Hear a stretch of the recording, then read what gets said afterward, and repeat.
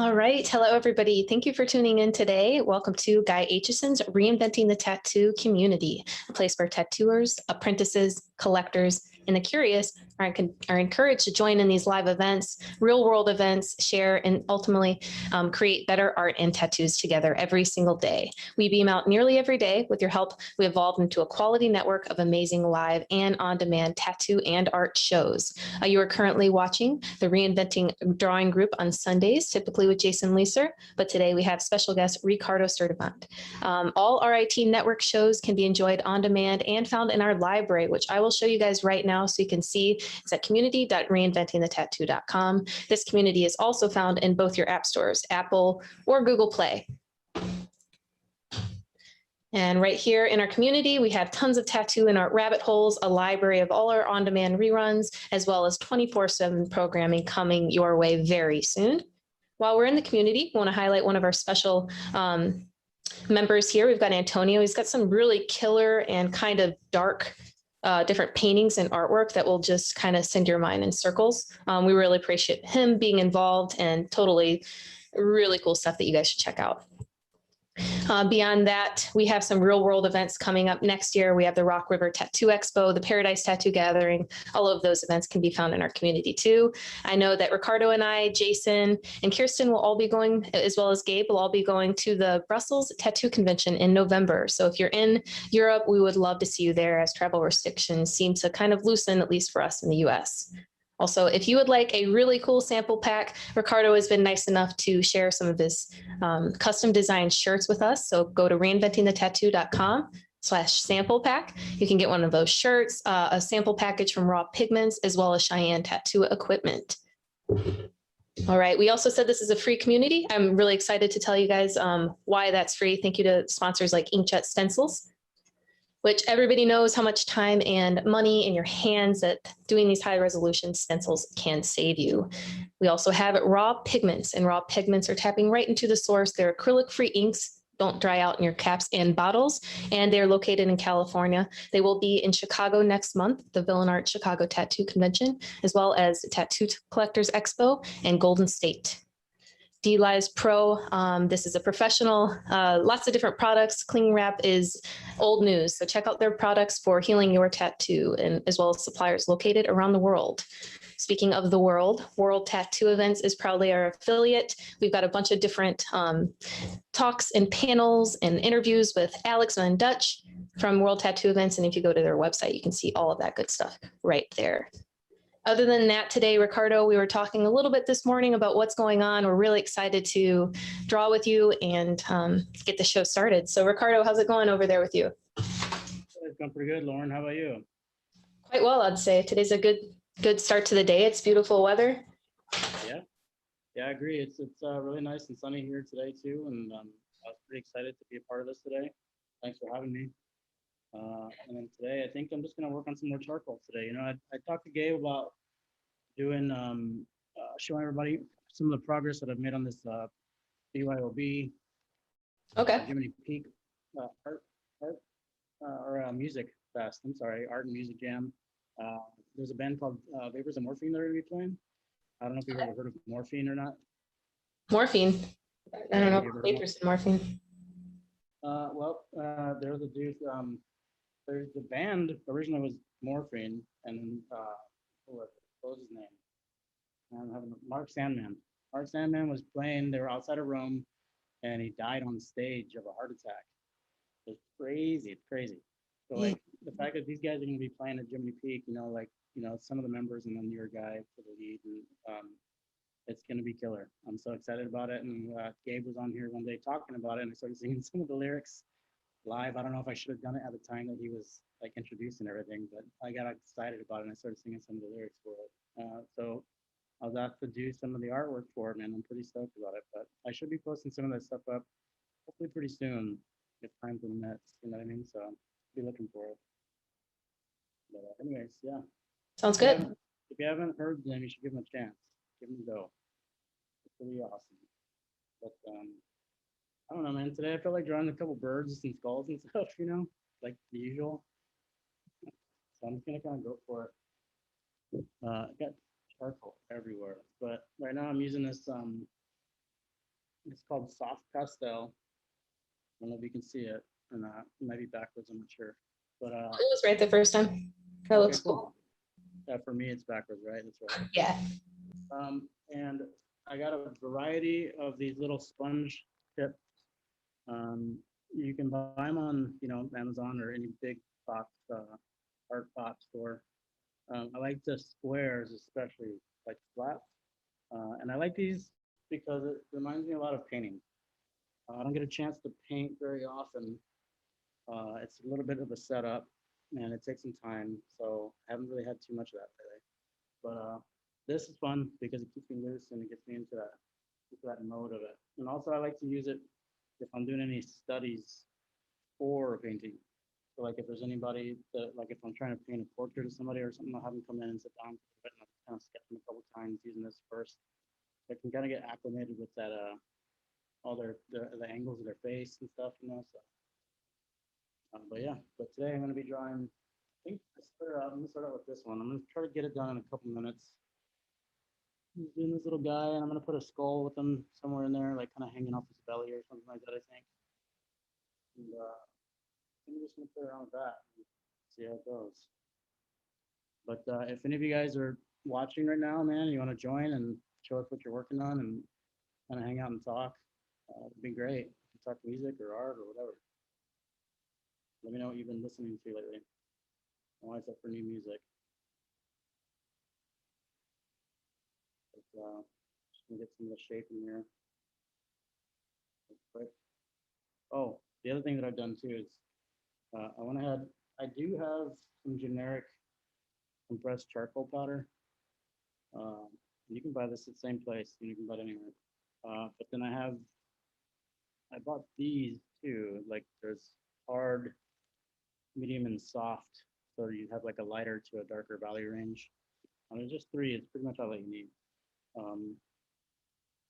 And basically all I've done is take a razor blade and I just kind of like shave the soft one down a little bit.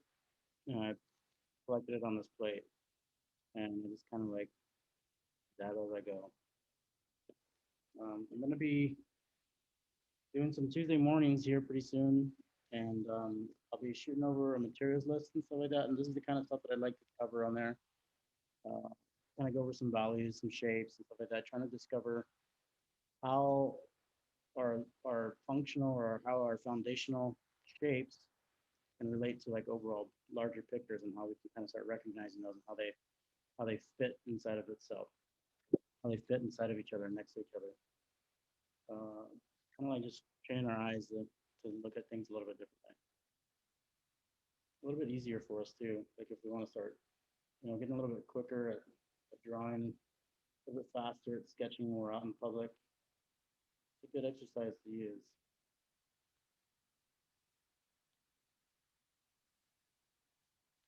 Yeah. Other than that, I've been staying pretty busy with tattooing lately. So taking a little bit more time off. So I could participate in some of the behind the scenes stuff going on here at the RIT. Really excited about everything that's happening here. Pretty pumped about it. Really stoked to have met all the people that I have. I couldn't have come at a better time either, as far as my artistic journey, my life, my professional tattoo journey. It's been pretty awesome. The universe willed it, and I jumped on, stopped ignoring stuff like that.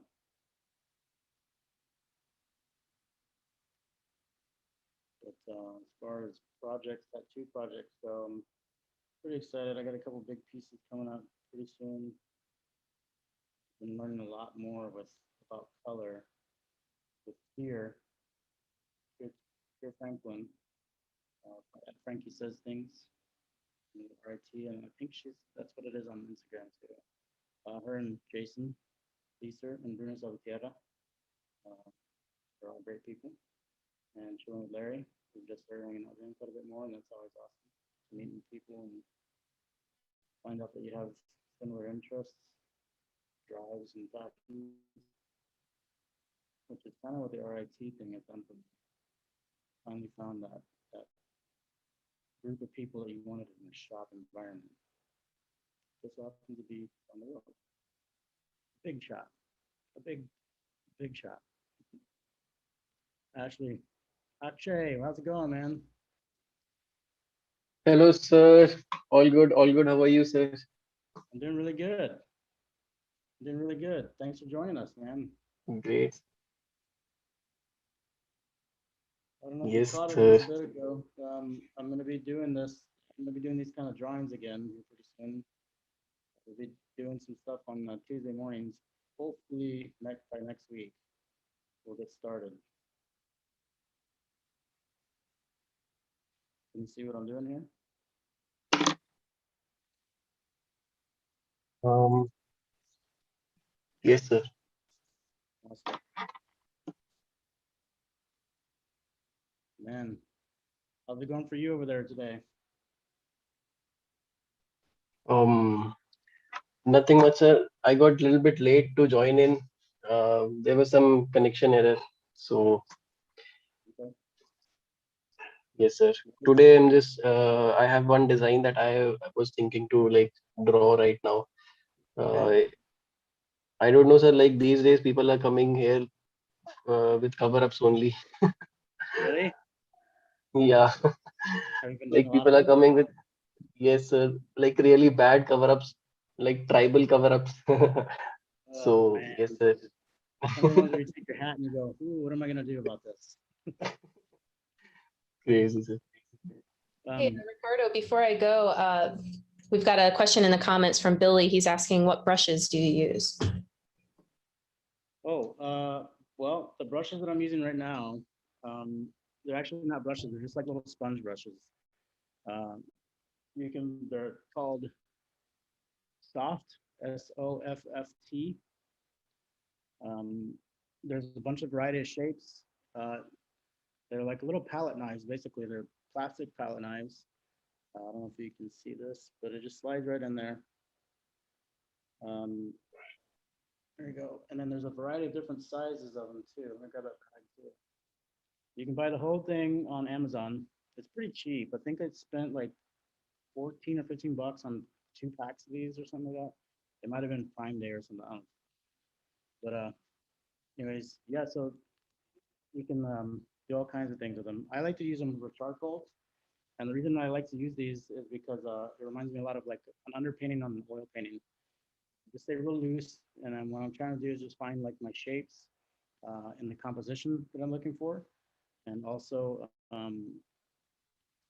you know, just the overall feel of the design that I'm trying to achieve. I can achieve a lot of things with it too. You can achieve a lot of environment with it. It's really fun to stay soft at first because you can kind of really start to bring things forward more in a focal point. Really focus in on focal points this way too. It allows your eye to relax and you're not just pinpointing one area. And so you sit back and you can look and start to decide where you want to draw your viewer's eye. I think that's one of the cool things about oil paints and stuff like that too, is it's the same kind of process. But like I was saying earlier, I was just using just like general compressed charcoal powder. You can find it anywhere. But what I did recently is I started buying actual like soft to hard charcoal. It's also compressed charcoal. It's just not loose. It's in a little stick. And I've just taken a razor blade and I just kind of like sanded down this soft one. And all I did was just shave it off into a little cup or a little plate or something like that, something that's lying around that you don't really use. We all have those little coffee cups or like little bowls or something like that that are just sitting on the back of the cupboard. Just use that.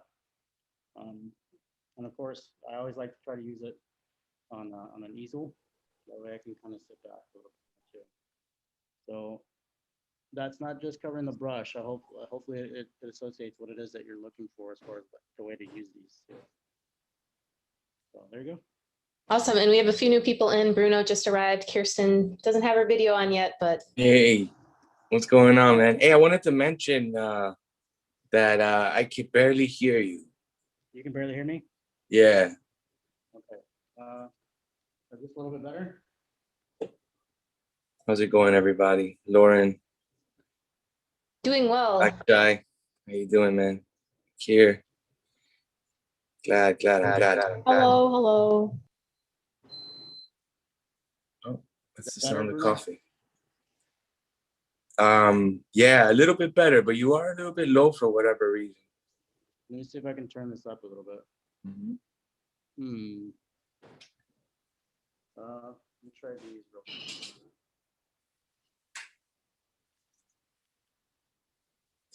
Go ahead, guys. Bruno, that looks killer, man. Thanks, brother. Yeah, man. It's funny because today I woke up so confused, man. I had one of those mornings where I just didn't know what day it was. And for a second, you know, I thought that I had made a mistake and that my appointment was on the way. And I was like, oh man, I'm not gonna get to finish this. I didn't finish her design. I was like so confused, man. But thankfully, shortly after I realized it's still Sunday. And I can still work on this piece a little bit more. Awesome. See if I can finish it.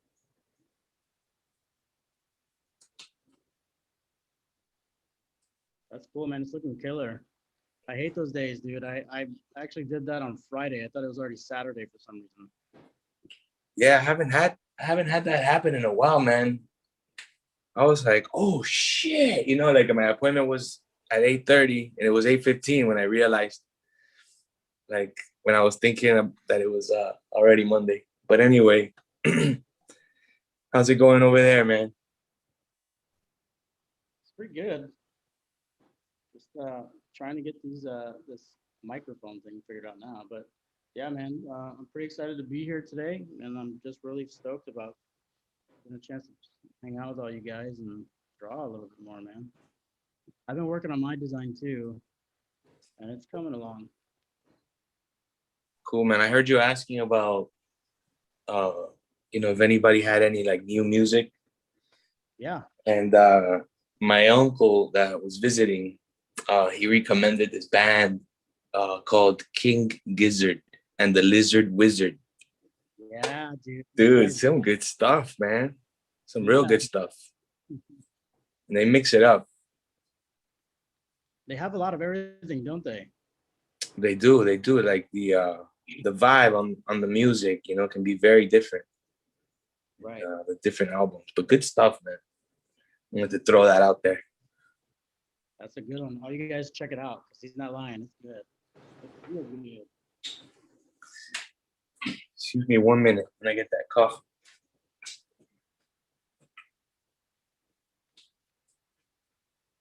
So, Jay, can we see the design that you were talking about a little earlier? Akshay, can we see the design that you're Yes, talking yes, about? sir. Can we look at the design? Yes, sir. Let me share the screen.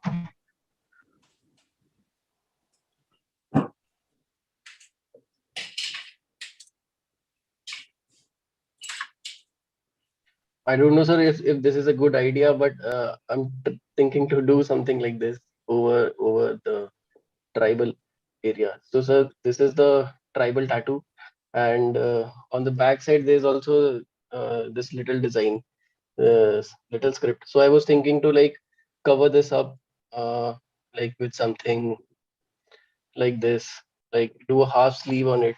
I don't know if this will work or not. And there's one, the tribal tattoo also extended on the hand, so I thought to like do some leaves.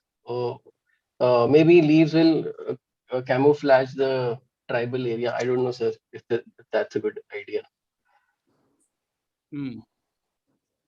Can you put that other image back over it and like minimize the opacity on it? Can Okay, sir. you take the opacity down just a little bit? Okay, go back up. All right, now zoom back in on that. Leave the opacity down if you don't mind. Right there. Okay, sir. And then zoom back in on it a little bit more. Okay. Doesn't look too bad. It looks like you can get away. Like if you started changing some of that lighting on the beard area, I think that you could probably get away with using that dark black, those like darker fields of black for the beard. But you'd have to change the light source. Well, no, actually, the light source is coming in the right direction, but you'd have to make it a lot stronger. In my Okay, sir. Okay. I didn't thought about the light source also. Yeah, because the Okay, light okay, source is sir. going to affect it quite a bit. You know, like it's going to make it. You want to try to make it when it comes to a cover up. You want to use what's there as some of the darker fields of any subject matter that you pick for it. That's the way I always try to approach it. You try to utilize what's already there and then break it up, so to speak, with other patterns. Because you don't want to just mimic that exact pattern because it'll just show right through. If that makes sense. So yeah, I mean, I think it would work. My only concern is some of the stuff down at the bottom for the leaves. I'm wondering if you could do like a something a little bit blockier for some of the leaves and some of them a little bit like lighter. So where some of the leaves would be heavier underneath some lighter ones that would overlap it. Could I see it with the opacity one more time? Okay, sir. Thank you, brother. Just to, I see. What do you think, Bruno? Yeah, it's like a tentacle going over it, huh? Looks like it, yeah. Yeah. Is it trident or is it one of the sea gods or something like that, or what is going on? Yeah, the concept is cool, man. It's like Yes, sir. Actually, yes, sir. Yes, sir. This was like a sea god concept. So I put some octopus area over there, and I thought to like the tribal design will camouflage with this octopus scene. So that's why I was using this image. But sir, the beard, I also thought that I will put some darker areas in the beard, so that will do something with the design. It will cover the design also. So, but this is just a rough idea. I was thinking to like main the create the main focus on the face so that the design will camouflage behind this. mm-hmm. Like that, Yeah, sir. yeah, that makes sense for sure. That's a good idea. I agree. And having the beard, yeah, like start to the shadows that the beard may have start to blend in, right, with the darkness of the tribal, and Yes, then sir. You know, yeah, I like how you're Yes, putting sir. the main element, like just off of what you're covering up, so that the attention can, most of the attention can Yes, go sir. there. And so yeah, man, I think you're on the right track, man. It's looking pretty cool. Okay, sir. I like how Okay. you put the And sir, trident on the also, forehead. yes, sir. And also, sir, I was thinking to like create this into a half sleeve. So for half sleeves, should I use only one element, or like I should just wrap this design whole around the arm, and I don't have to add any filler elements on the behind, yeah, like half sleeve. I think the simpler the better, honestly, especially if Okay, it's sir. Okay. that wraps like that. I wouldn't add too many different elements to it. I think if anything, what you could do is, have you ever, you start incorporating some of the main subject matter into how the piece flows around the arm even. Have you ever seen like videos, like documentary videos of undersea video captures, like when you see seaweed kind of floating around in the water, the way it kind of waves and Yes, moves. sir. I think if it was me, I would start paying attention to some of the hair and the beard doing the same kind of movement, like, and I think I would Okay, focus sir. on Okay. some of that like leaf work and stuff like that coming from behind him and maybe a little bit coming over it like you have on the hand because that would really help with covering up that portion of that tribal too. What do you think, Bruno? Oh, okay, Yeah, sir. I was actually agreeing with you, but I was on mute. Yeah, Yeah, absolutely, I totally agree with that. Like having some of those elements that may be in the background also on the foreground kind of thing, right? yeah, sure. Yeah, awesome. Cool, man. Yeah, man, Okay, those sir. tribal cover-ups are always tough, man. Like Thank you, sir. I I sometimes I'll recommend, like maybe a couple laser sessions or something, but Mhm. yeah, they're so like bulky and solid black that they're tricky. Yeah. Yes, sir. So actually in India, we don't have such good laser scene over here. So Uh-huh. people don't like go for lasers. Right. So that's why. And let me Yes, ask you, sir. are you thinking about using like just black and gray, like gray wash to cover it, or are you thinking about also using, especially for the cover up part, actual gray tones? Considering that Sir, I was that think yeah, go ahead. Sir, I was thinking to add some grays. Like I haven't used the gray wash tones. I only use black and gray scene. But I have seen some videos, and I was thinking to add some white drops in the like create a gray wash with white ink, like little bit, make it opaque, and then Yes. use it. Yeah. Yes, sir. Yeah. I think that especially for the cover up part, um, it'll be helpful to like overpower. That way you're not just overpowering with darkness. You're not like just kind of getting that cover up with darkness, but also eliminating some of that darkness by overpowering it, right? With the opaque grays here and there, you know. Yeah. Okay, sir.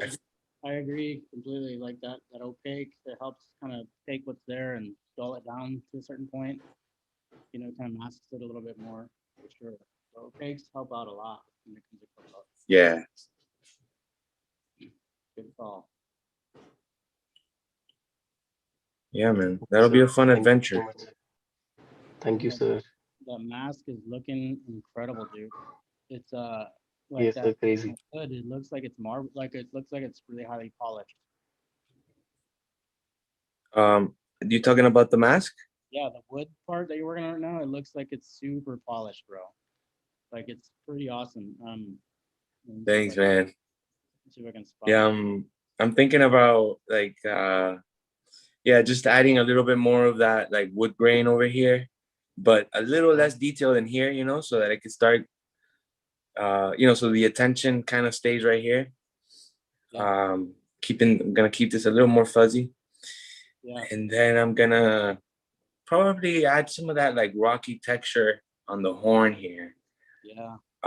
Just for the exercise sake, right? Mm, And then I'm gonna finish off with the snake, just kind of like tightening up the scales and stuff like that.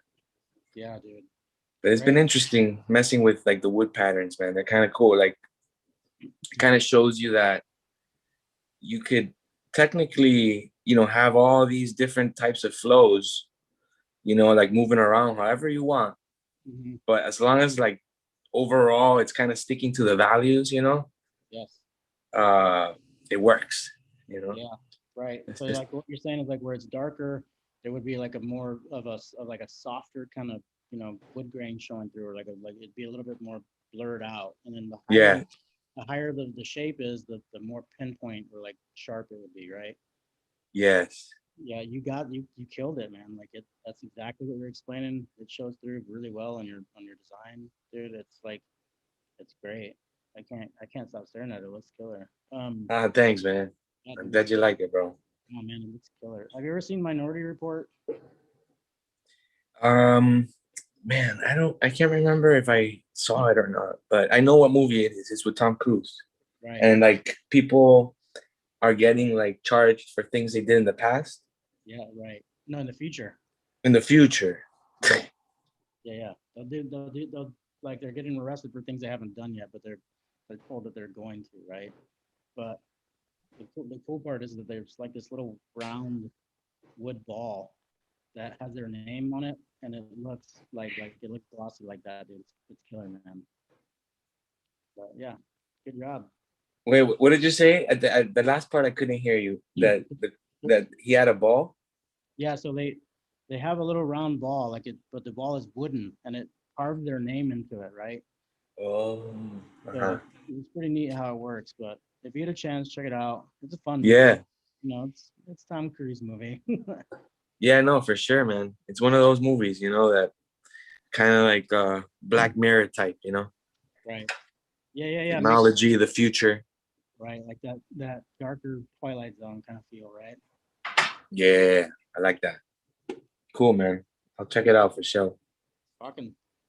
How's yours? How's your Hanya going, man? Oh, it's not too bad. I've been working on it, and I kind of hit a roadblock here. Let me pull it up a little bit. And I changed the background quite a bit.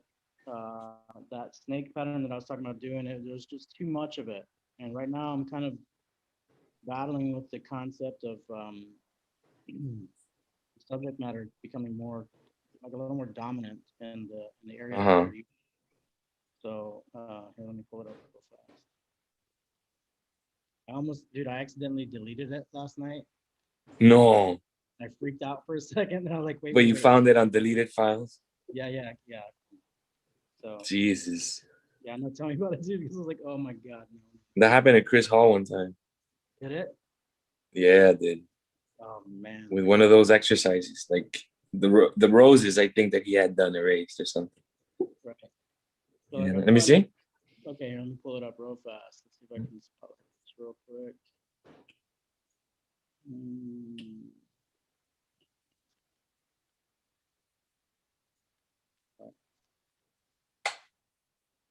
Let me see if you can see it. Jesus.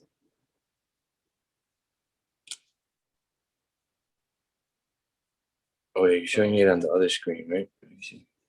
Yeah. Oh, okay, wait. Can you see it here? Let me show you this one. Yeah, that one.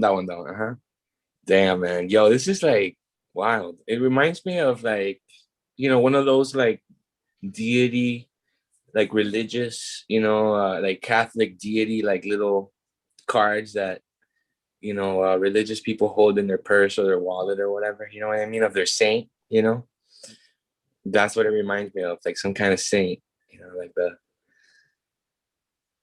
Hanya deity, the wrathful deity of the Hanya. The Virgen the right? Huh? The Virgin of Guadalupe, but it's the fucking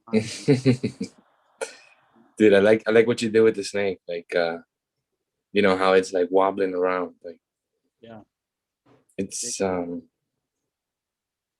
reacting to being held. right. Yeah, he doesn't really want to be there. So, Right, and the Hanya's like chilling. yeah, so I think I'm gonna play around because I gotta figure out where to put some more detail into the snake scales. That's part of the requirements for the stuff for our homework tomorrow night. You know what I mean? So Right. I've been planning like maybe doing something in the background, like a little more traditional but softer. Like Right. Japanese kind of style of snake. And even Those colors, man. I'm sure Kier's loving the colors for sure. Oh yeah. Those, Jesus. Ear tail. But it's getting there. I'll keep working on it. After we get off tonight, I plan on. Man, it's such Sick, man. Thank you very much. It's such a gorgeous day here today. I rode the bike into the shop today, and man, I think I'm just gonna ride the bike out to one of the parks around here and sit on the bench, dude, and just make sure that my iPad's charged and my head just out. Hell yeah, man. Perfect day for it. Beautiful piece, sir. What's that? Yeah. Beautiful piece, sir. Thank you very Amazing. much. I What's appreciate up, it. Akshay? Hey guys. Hello, Jason. sir. What's up? What's up, dude? What's up, Jason? Not much, man. Sorry about running late today. Oh man, you're good. Ah, man. No Hey, worries. Jason, can I make you the co-host too? Yes, please. Cool. Awesome. You guys everything's looking great right now. I love that snake. Oh yeah, wow. Damn, Jason, you're killing it, man. Yeah, I've been putting in a little bit of time on it. Look at that. I saw the sketch of it, and yeah, man, freaking badass. Yeah. Ricardo, I would love to hear your comments, but I mean, your microphone volume's so low. I don't know if you're whispering or I'm trying. are you man. trying to whisper sweet nothings to me? Sweet nothings. No, not at all. Let me see if I can get my Bluetooth headphones. Hold on one second. But yeah, I've been taking a little bit more of like a neo-traditional kind of approach to it. Yep. You know, I still got to go through and do my Gaussian blur, but I really wanted to kind of accent all the wood grain and the horns. Damn, man. Yeah, that's a t-shirt right there, ready to go, bro. Yeah, I don't know. I might sell it as a print or something. I don't. Yeah, dude. So I was playing around with like the background last night, and I was up until 3:30 in the morning, Uh-huh. just working on the background alone. Yeah. And I I was up at don't that know time what I too. want to do with it. So this Did is you do you rendition have number 2, a and I like a like the rough waves. layer Yeah, so that you this is did? just like a rough idea for like the waves. Oh, so the waves are the background that you're talking about. Yeah, well, I mean, Okay. and I might throw like a rock in there or something, but like I was also playing around with something a bit more texturized. Mm. You know what I'm saying? Yeah. I kind of like the rocks on the bottom, but I feel like the waves just complemented it really, really well. Like Yeah, keeping it super simple. yeah, maybe like a different back, the actual color of the page or whatever. But other than that, I feel like it was like right on, man. Well, and another thing I was thinking about doing was kind of combining the two ideas, right? So taking my rough sketch of my this is like my rough wave layer. Uh-huh. Where's my sketch daddy? Hmm. And then just doing like some of the more traditional like Japanese rock formations, and maybe Uh-huh. texturing them out a little bit more. Best of both worlds. Yeah. There you Yeah, go. why not, man? I mean, they Damn, go that's together, action. right? Like Yeah, it we can tells the hear you story now, of where the Ricardo. waves are coming from. Good. Yeah, it also Hopefully. puts the waves in a little bit more of a context. I Exactly. think you're right. Man, it looks so clean, dude. Yeah, dude. Like fuck. Yeah, I like like that composition too, bro. where is canvas? Yeah, I mean, I've only put in like 24 hours on it so far. No way.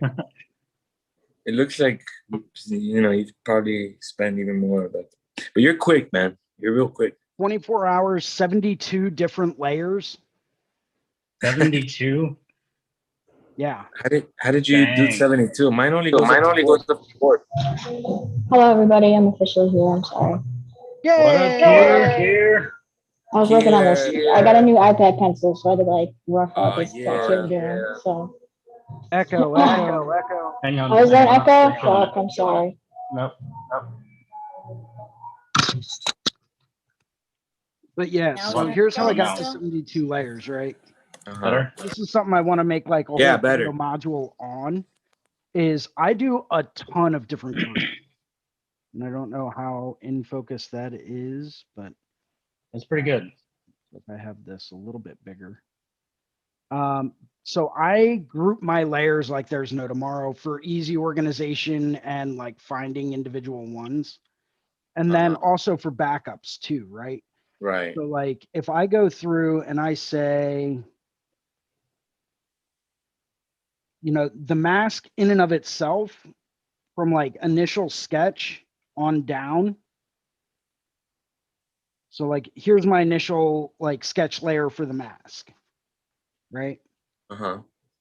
You start out with like, your rough wireframe of like positioning and whatnot.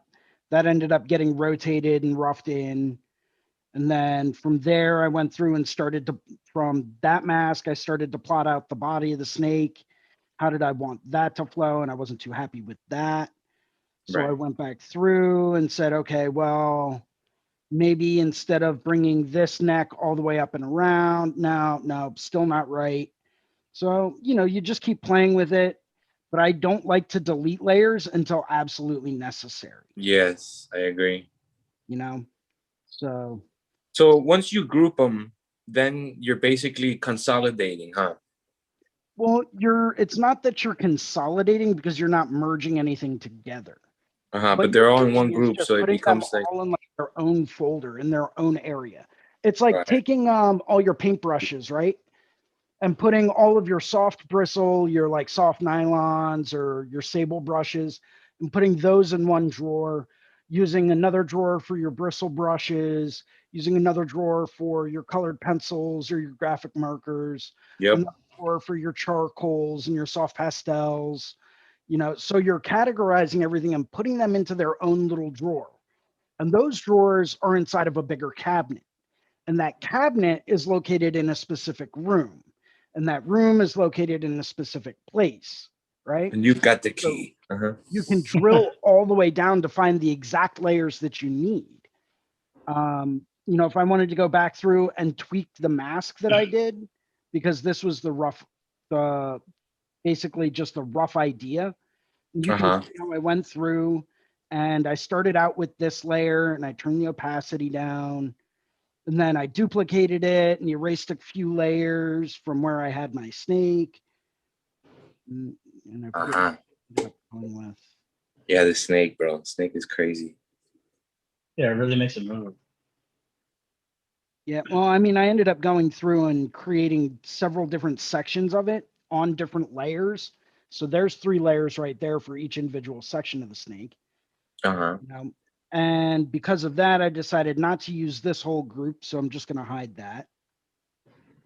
And then it's like, okay, well, let's go through and start to play around. Here's all the different levels and layers that I used to build up that snake, ending with my final black line drawing. Nice, dude. So this is a subgroup within a group within a group. But No, I know get that it. if I need to go back and tweak it, I know exactly where to go. Exactly. And then Or you if you start change your mind, right, and going- you realize, oh man, like you know what? The direction I was taking before was a little better. Let me go back to that. And then you have it there. Which doesn't really happen all that often, but it's good to have that option. Right. And so then I went through and started playing around with like a black and gray rendering of my final version. So I created a final black and gray rendering, right? So that I could have like some values. And Shit. that way I could kind of Looks see what I dope was like that doing too, and man. where I wanted my light source to go. Yeah. I took that value rendering and I kept that as one of my top layers. If I decided, oh crap, I'm not going to have enough time to go into into color. Well, at least I have a fully rendered black and gray version. Right. Yeah, that's killer. Bro, that black So- and gray is awesome, man. So I know, right? I think I actually might make the black and gray version into a t-shirt. That's exactly what I was thinking. It looks like a perfect. Sick, bro. Yeah, I think I'll T-shirt. get that t-shirt. The color one is awesome too, but the black one, yo, it's like, Right? Fire. yeah, yo, it's like sinister. So, Magic kids. inside of this group, I have all the different color studies that I did, and all of my color is broken down into different sections. So, I've got my teeth, the color for my teeth, Mm-hmm. that's a separate layer. Okay. This little drop shadow for the underbelly, I wanted that a little bit darker, so I made that a separate layer. Right. All of the red in the mask, that's a separate layer. And I set that to overlay so that I could essentially just go through and do a blanket of red. Nice. Have that black and gray undertone show straight through. Right. I was gonna ask you about that. If that's what you did, and that's what you did with the overlay, huh? Yep. And actually I was debating on whether or not I wanted to do that or a teal mask. Did you say teal? Uh-huh. You see that here? Teal. Look at that teal. And a red snake. The reason why I didn't go with teal And that mask where you killed it, man. is because if I went with teal, I would have to go with like a red snake with like Exactly. a green underbelly, Yeah. to allow that to stand out a bit more. Right. Because you can't have anything too similar. And just for grins, let's look at this. If I did, actually, let's set this to overlay. But let's change the color here, right? So one of the things I love about Procreate is everything's pretty easy to like see. I'm just trying to get it to focus a little better. But if I wanted to go through and make the mask teal, I would kind of have to go with like a copper tone with like a lime green underbelly, or like, you know, maybe orange or like a dingy yellow color, maybe pink or purple. Mm. But even if I jack the saturation all the way up, Wow. How are you doing that? Like just I'm a changing the magical color? creature. Damn. casting How did you spells get your right now. powers? Yeah. This is all just little like, bit of I magic. just got so good at casting spells Damn in it. this magic little skinny box Yeah. that these images just appear. Oh man, It's, dude. yeah, it's a pretty good way to put it there, Jason. Yeah, well, I mean, I'm not wrong, am I? No, it's Technically, it's, no. it's mostly Well, magic, but just a teensy weensy bit of science in there. You know? Yeah. But that's So just here's how I mostly got there, electricity. right? Here's how I got there. And actually, debating on whether or not I want to join the Zoom from my iPad so you guys can really see what I'm doing. Yeah, man, let's check it out. Let me join that real quick. Hold on. Mhm. Jason is the man. Yeah, dude. That Okay. was that's like a whole little seminar right there on your On mask. just how to change like Snake. 873.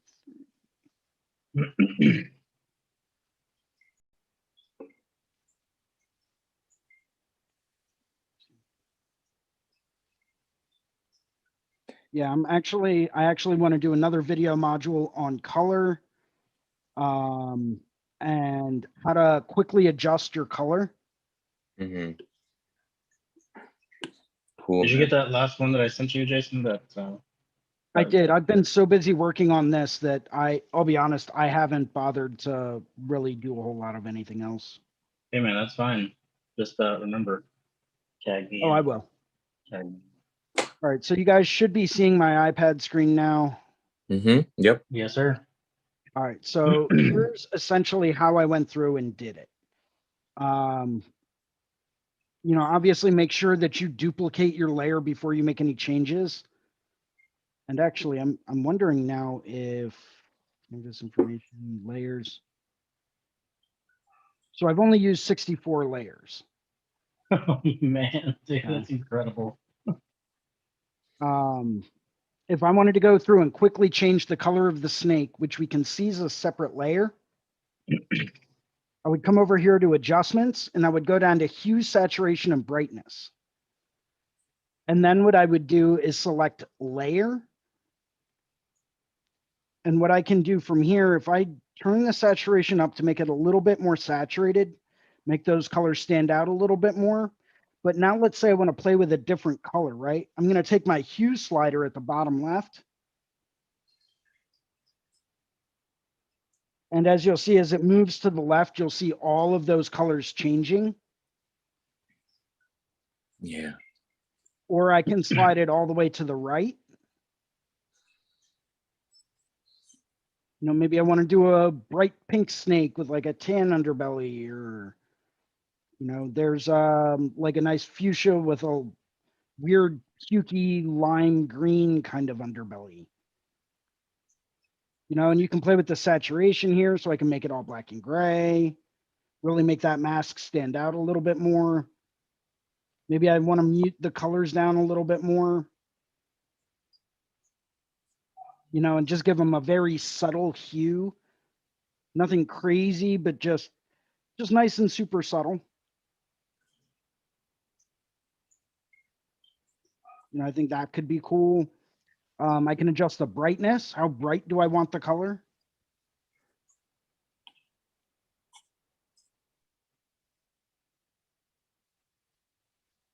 I mean, the yellow with the pale blue is not bad, but I think the pale blue is too close to the teal.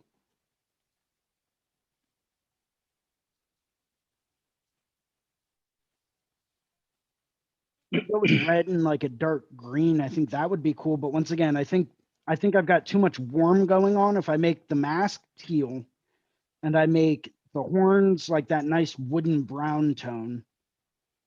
So I just don't think it's going to mesh too well if I go with a teal mask. So I ended up just deciding to keep everything a bit more on the classic side.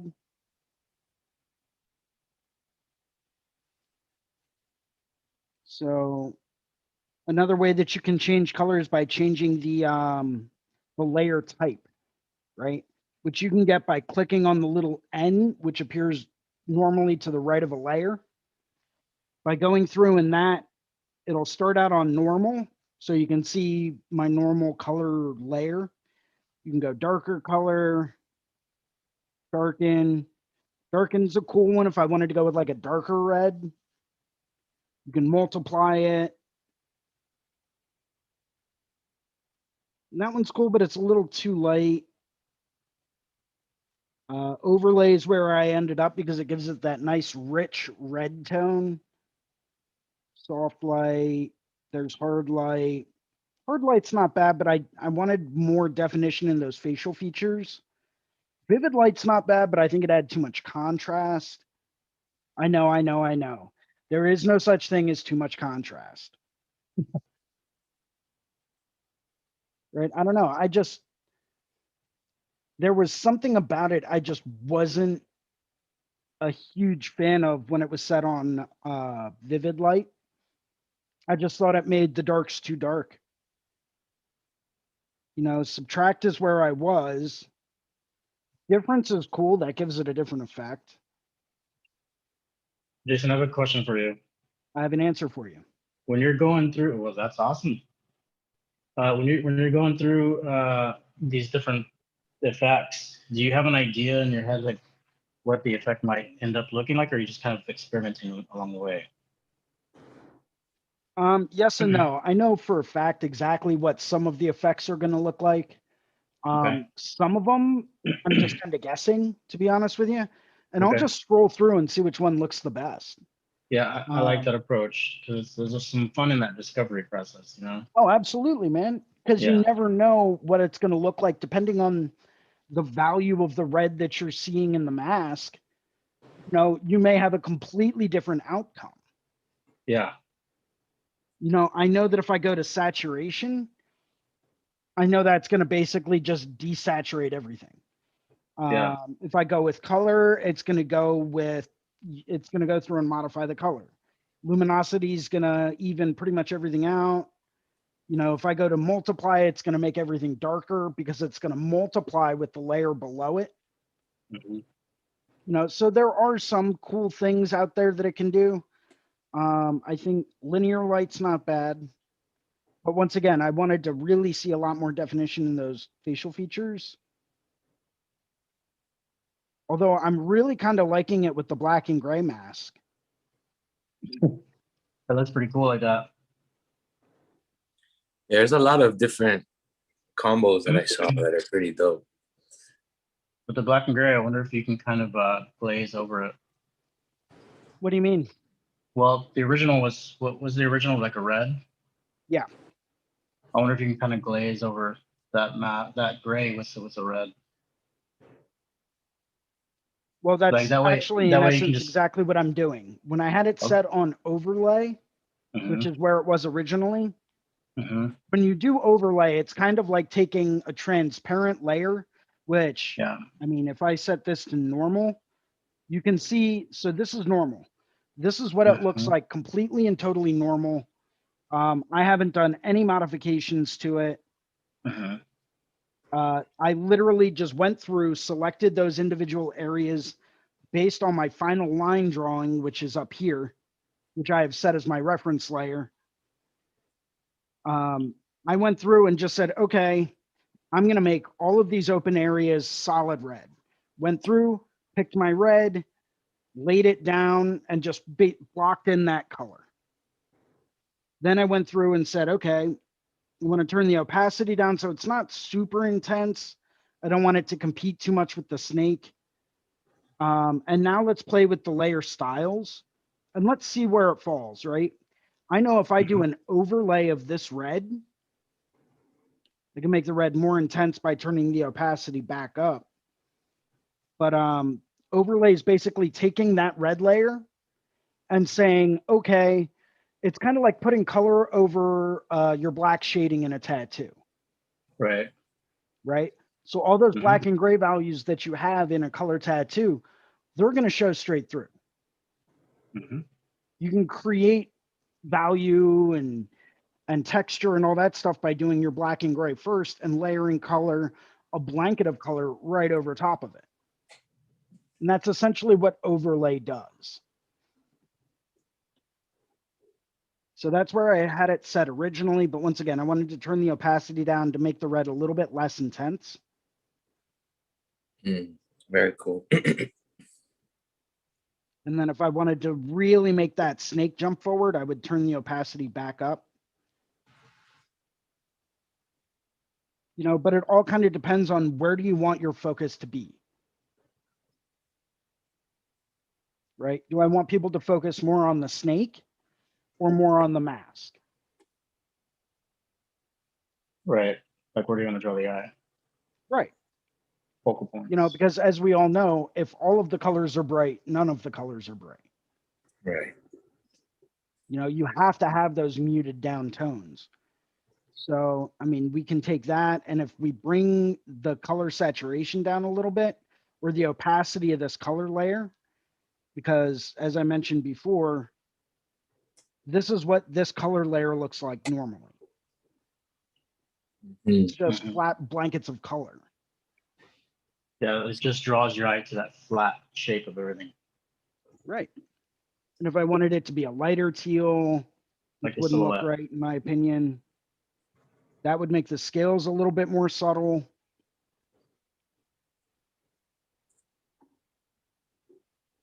You know, but it's all up to the individual preference of where you would want things to end up being on that color spectrum.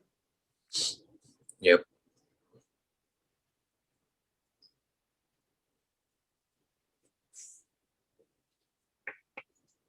Overlays, what I really like to use personally. Some people prefer darken or any number of different ones, but I like overlay. I just think it works better. So that's kind of how I arrived at this color scheme. And I actually do think I'm going to turn the opacity back up on this because the focus is supposed to be on the mask and not necessarily on the snake. Yeah, it should Sure. be on the scales more than anything else, right? Right. Yeah, it's a study on texture Right. and the balance of texture. Right. So I think I'm going in the wrong direction. So, and that's all on a separate group, right? What I did was I took this group where I'm doing all my color experimentation and I duplicated that, compressed that. That gave me this layer. I took this layer, duplicated that, and wanted to tweak it and give it this nice negative space outline. Nice. I like it more. And yeah, it really helps different things stand out and it really forces things to separate. Right. Yeah, I want to use that. I've been, keeping that in mind. Like whenever I have a tattoo where, like you have like a face and maybe a hand in front of the face, like to do that outline, or leave that negative space at least around the hand, and bring it all the way forward and leave the face behind. In the case that there's a face and a hand, right? Right, right. Well, essentially anywhere where you have two separate overlapping objects that you really want to keep separated in space, that's where you're going to use that little negative space line tree, right? Like here with the head of the snake. I would go through and I really want to separate the head of this snake from this horn, right? Right. And if we take a look at the original rendering, I mean, that looks good. It looks good, and you can Yeah, tell it that it's a works. separate piece based on color. But what's going It to have works. more impact, that or that? Exactly. Impact. That's the word. Just more readability, easier to read. Like it works the other way, but it's just even easier, even more readable when you add that little trick. Right. But as you see, the snake curls back behind the mask. So I want to create another line to separate the mask from Right. the snake. Same thing over here with where the snake body curls over top of the mask. I want to make sure that's separated from what's behind it. It's one little trick that I've seen a lot of different artists use Mhm. to just really create dynamic separation between their elements. If you'll notice though, I don't have any negative space lines separating elements of the mask from other elements of the mask. And I don't have any negative space lines separating elements of the snake from other elements of the snake. Right? Because I want the two entities in and of themselves to be separated from each other and not necessarily separated from itself. However, it does work well if you're doing something like at a perspective, right? Sure. If you've got a hand coming at you, like pointing at you, you could do a negative space line around that whole hand to separate out foreground and midground, or midground and background, or background and foreground. You know, you could create and use this little trick to separate those three levels of focus in any tattoo, just to make it more dynamic. Yep. So Yeah, that's man. my Thanks for sharing, man. yeah, that's my 2 cents. I Hell like yeah. the teal. Huh? I bet you do. Did you say you like the teal? Of Yeah. course. Of course you do. How's yours going, Kier? Oh yeah, your pen. You had to stop, right? Yeah, but I got a new one, so it shows back on the road. Oh yeah. Look at you. Hell yeah. So I'm gonna work on it tonight and most of the day tomorrow. I haven't come up with the color palette or anything like that yet, so it's still in like the sketchy stage because Hanya Mask is quite difficult for me right now. Huh. Do you find it educational, beneficial for you since it's kind of out of, like it's out of a wheelhouse, so to speak? Yeah, Like it's just approaching a new. yeah, because it's different from like drawing a face because like faces you have those normal proportions of like eyes, nose, mouth, and stuff like that. But the Hanya mask has like different contoured shapes that have to be in there, or else it doesn't look like a Hanya mask. So kind of putting those in there is what's Right. challenging for me, but it's a good kind of challenge. For sure.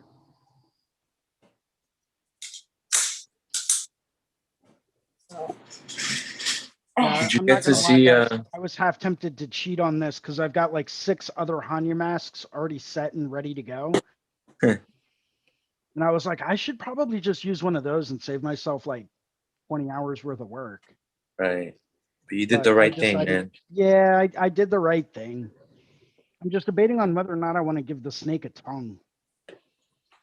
Do it. Can't go wrong. Yeah. You could only make Zoom it out. better. Can you with zoom a out a little bit, Jason?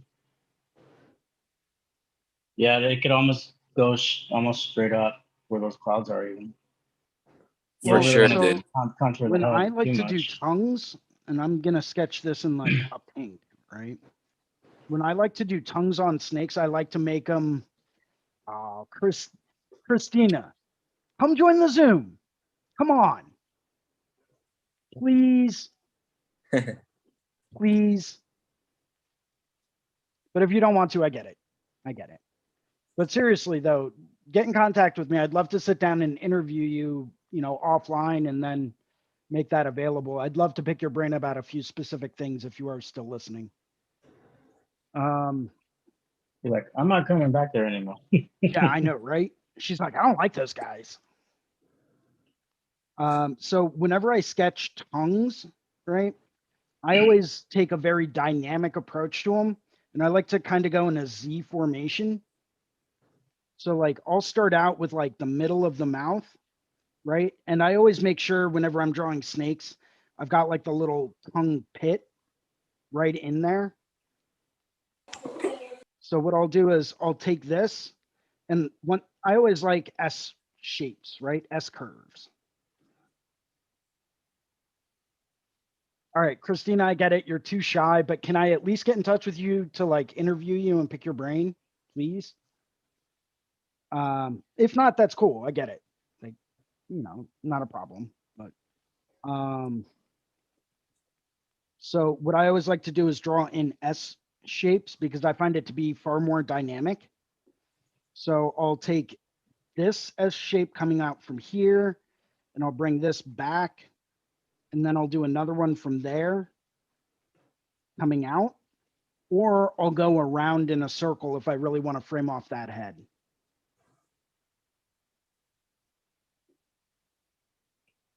Awesome. Yeah, yo, I used to go through books of vellum almost weekly, just drawing different layers. Christina said, I remember before Procreate, I went through so many sheets of paper, analog layering, right? Which is exactly what that's called. I used to sketch a lot on vellum because I preferred that surface, and like books, 50 pages. Yeah, let me get like 6 books of them. And it was, I would start from the back and just start sketching and sketching and sketching. That way, as I would flip down, I would have a developed multi-layered drawing, right? It's just something I found that helped work with my workflow. And It's fun. if I could do it in three pieces, I could do it in 3 pieces, but usually it took me a lot more than that. But back on tongues, I always find that going in like a Z formation or a Z pattern kind of makes things a little bit easier and gives it a little bit more flow. I just find like drawing tongues almost straight out to be a little bit too static. But I also like to over exaggerate tongues and snakes. I don't know. I'm weird. What's that weird?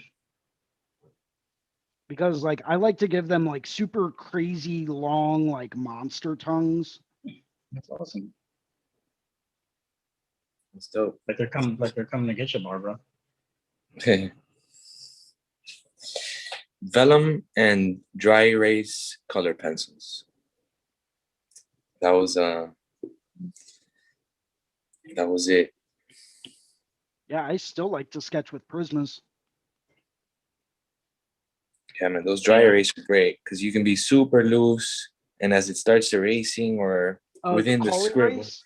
Yeah, those, Yep. For those like first couple rough sketches, you know what I mean? And like something always, you'll always see something within the scribble, within the looseness, right? And that was like my favorite part. Or when you go from like orange to red, for example, if you go in that direction, right? You start with the orange one and then you do the red on top. And then within that like combination of rough drafts, you start to see other stuff, you know, which is one of my favorite parts about using that. I loved that fact about him. But I also didn't like that fact about him because it kept making me want to change what I was drawing. Yep. Yeah. I guess it's for that first part, right? Like that very rough, loose area before you commit it to anything. Because yeah, otherwise, yeah, you're gonna be changing it.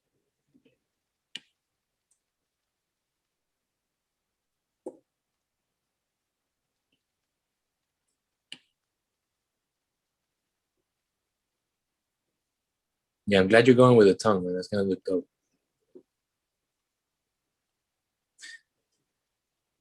Using your real estate. Whoa. It sounded like a commercial. Or like a game, like those machines. You walk into the bar and you're like ding ding ding ding ding ding. Yeah. You won some real estate.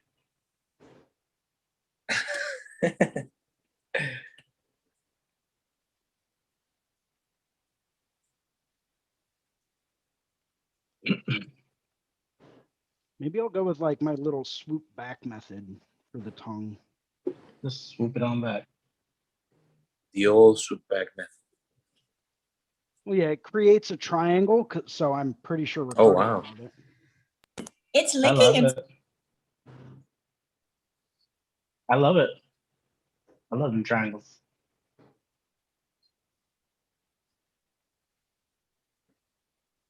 We're all born from triangles. That's why we love. I think I was born from an amoeba.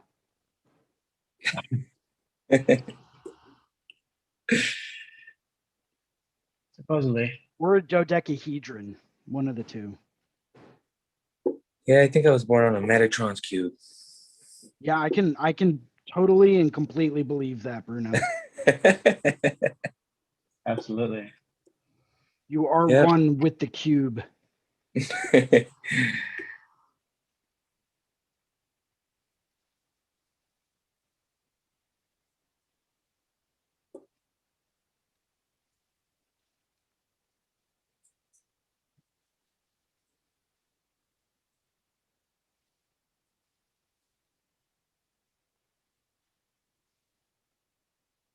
I like how you're having that tongue like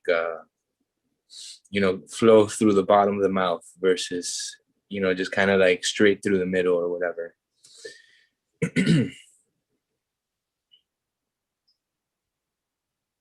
Makes more sense.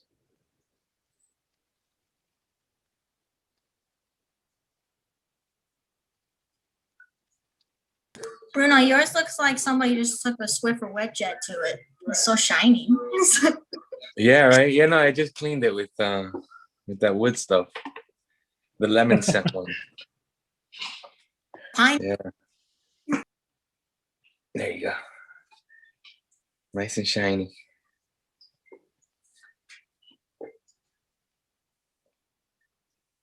Yeah. It's been fun working with this wood grain and getting familiar with wood grains.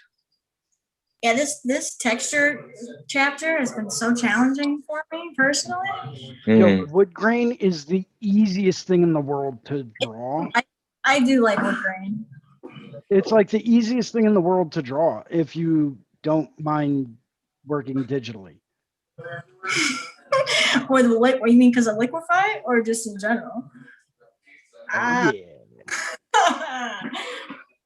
Yeah, I found a really sick way to go through and create like wood grain, like really awesome wood grain very, very quickly. I didn't think of the liquefy thing. Yeah. Were you thinking liquefy? Yeah. Yeah, that's how I create most of the wood grain that I use. Because it really does give you that like flowing kind of distorted shape and form. It does. Very precisely, yeah. Well, just very quickly is like a rough idea, or a rough direction to head in. It's not going to completely and totally replace it, but actually sitting down and studying like the grain of a maple plank or pine or anything like that. It's not going to replace studying the actual subject matter, but it is going to give you a rough idea very quickly. Definitely.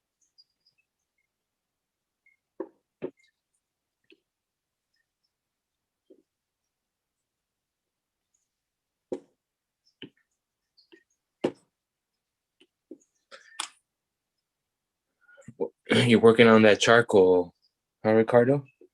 Yeah, man, just steady at it. And bring it to life. Ricardo. Yes, sir.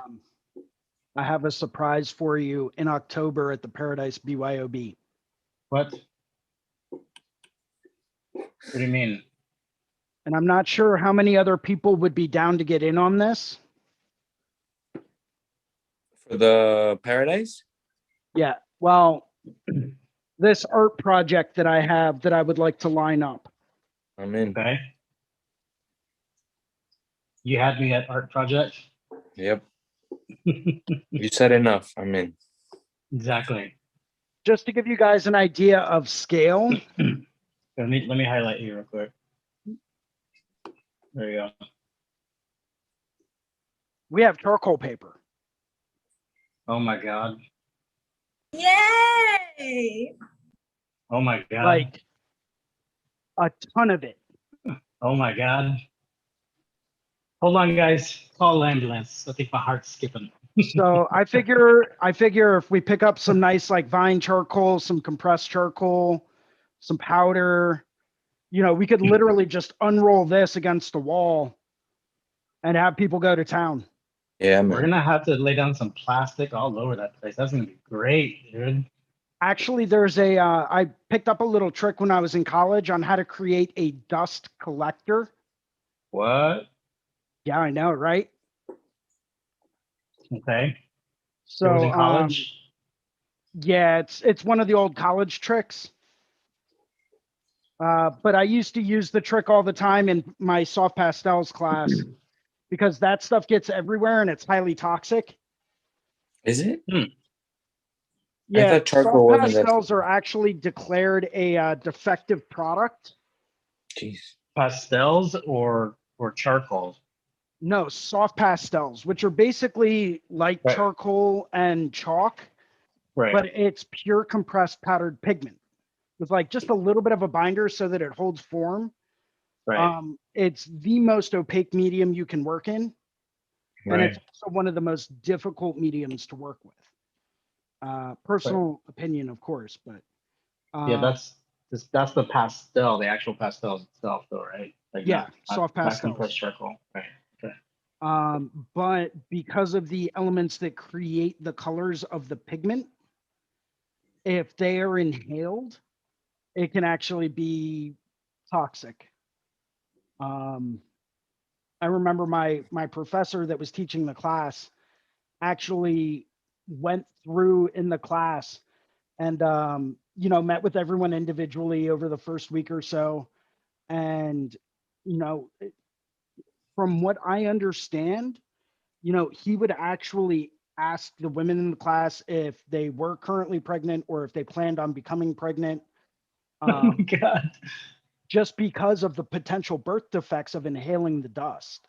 Jeez. That's pretty messed up there, buddy. So I Maybe mean, we should use another medium. yeah, Charcoal's fine. yeah. I mean, don't get me wrong; they're beautiful.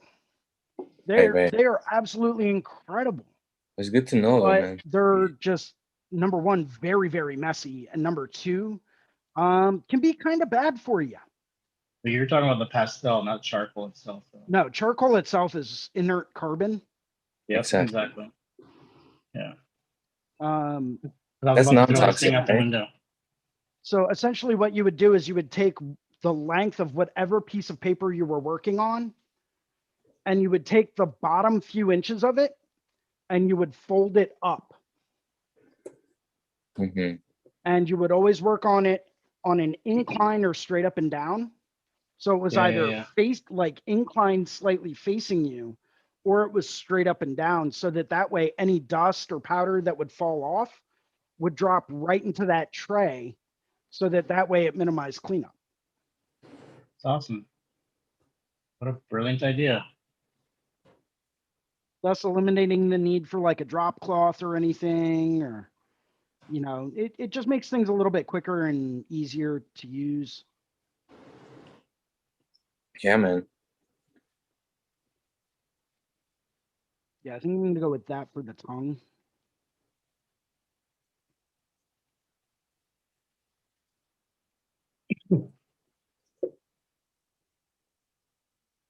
Is anybody tattooing today? Negative. Negatory. I don't like the angle of the skull. I'm gonna change that skull up. 2 days in a row with a client starting tomorrow. It should be Oh, fun. that's awesome, dude. What are you working on? Well, we're continuing a sleeve project with roses and lovebirds. We're gonna start with a sunflower tomorrow behind the lovebirds, and then the next day we're gonna work on her forearm, adding some thorns wrapping around her forearm, holding a couple bullets, which is part of, you know, personal reasons. She's getting it that like that, roses and some thorns and some bullets, and yeah, like a full sleeve coming together that we started. Also, that I started like a really, really long time ago. Probably like 7, 8 years ago or something. And so the lovebirds were very colorful, and she's flight attendant, so she exposes her body to the sun a lot whenever she travels. But all the tattoos, like everything about the tattoos that I did, held except the oranges. The oranges, which I used a lot on the birds, all gone, completely gone.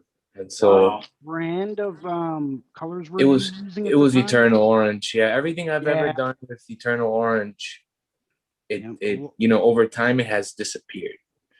a lot of And people everything else use has that. held up, so it's an orange thing. And I remember a guy recommending crimson red, and I forgot what yellow, but Lightning yellow, I think. lightning, you said? I think it was either lightning or it was bumblebee.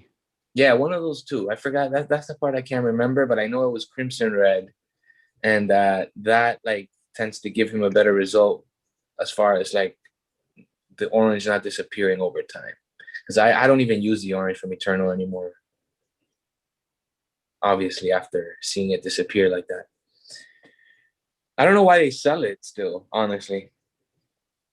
Well, I mean, if they're still selling it and making money off of it, then Yeah, but like just out of kind of like, being, because as a client, right, you kind of like assume that as a consumer, not a client, you assume that they're looking out, for the things that may be going wrong and so on. But I think they're just ignoring that, which I don't know how I feel about that. But I love Eternal, but that orange is no good. you know what orange I've used lately that's really amazing? Which That one? raw pigments orange. Which one? The Tang? Oh, so Bingo. It's Tang is great. vibrant. Yo, that is solid orange. Yeah, man. There's some really good raw pigments, dude. That's what I was gonna say. When you're talking about that, Bruno, about like a company actually caring about stuff, you know what I mean? Like that's the thing. Right.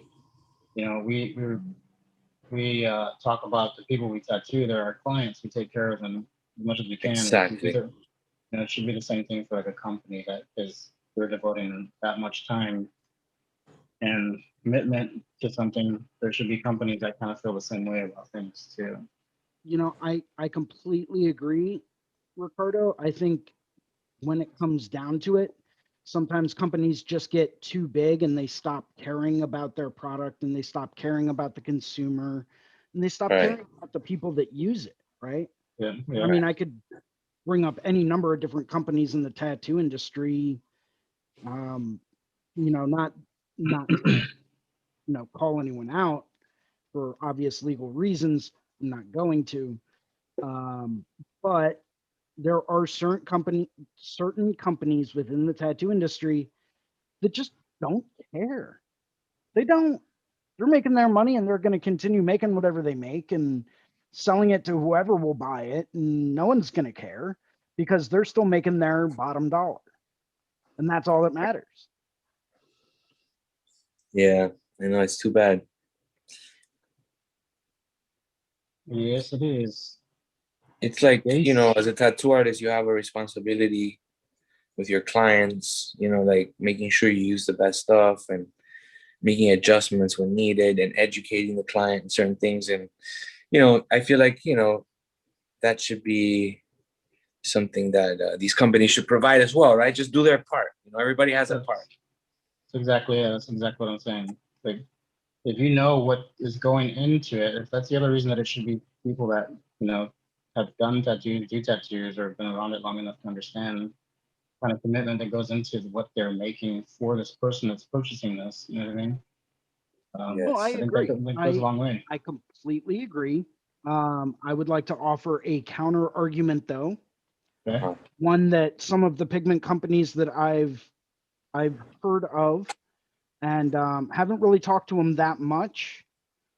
I'm still waiting to hear back from a few of them. Not that I ever expect an actual reply, but should any representatives from other pigment companies be out there listening, by all means, answer my emails, please. I'm the guy with the emails. Yeah, I'm the guy that's probably sent 8 or 9 different emails to all these different pigment companies, but I know what their counter argument is already going to be, right? And that's, well, we're making this product, and if you find that another product is safer, then it's your choice as an artist as to which product you use. Well, that's Right. true. Okay. I can see. Yeah, that's I see true. We where have the choice. We can break down and buy the super cheap $50 Amazon, tattoo kits on Amazon, or the That's a good $50 point. eBay kits that'll come with a full range of colors that are probably radioactive and toxic. Dude, those kits, man, for $150 and you get everything. That's wild. like, Yeah, get the dude, fuck it's outta like, here. I'm sorry, but I don't want to start glowing in the dark, if I get tattooed with this kit. Like, I want to be able to hide properly if I'm in the dark. Exactly. But we have the choice to use that or a very high quality product. So the question is, which do we choose, right? Right. Because if we go through and we say, okay, well, you're right, I do have the choice to buy this or that, and I'm buying this already. And it's like, well, cool, that's great. You've made that choice to buy that specific product. That is a choice that we as artists have made. True. And there are plenty of artists out there that endorse specific products, whether it's through a sponsorship affiliation or whatever. They are being promoted and sponsored by specific products for a specific reason. Okay. And if they're getting kickbacks from it, why are they going to change? Are they going to then turn around and tell the company, hey, I don't want to use your product anymore because I think it's crap? Yeah, you've been giving me thousands of dollars worth of free stuff, but if it's crap, it's crap. It's like back in the days, when they had that red that was toxic. Oh yeah, I remember that. And, it made sense. Get it off the market, I mean, that's a little bit more hardcore and extreme than a color that just erases on you. But yeah, you would think that, they would be like, oh shit, yeah, no, that shit erases. You know what? That's not even solid anymore. I don't know, address the situation. But yeah, we got to do it ourselves, like you said. Right. But by admitting wrongdoing, that's opening them up for lawsuits, and maybe it's going against their lawyer's recommendation or whatever. And That's a good point. so because I mean, the last thing anyone wants is to get into some kind of legal trouble, right? What? Yeah. I mean, that's not fun to deal with on a daily basis. No. Are you sure? I mean, that's what I've heard. I mean, to be totally forthright, I've never been in any kind of a legal trouble, so It's not fun. that's my sarcasm what I've aside. heard. It's not fun. Yeah.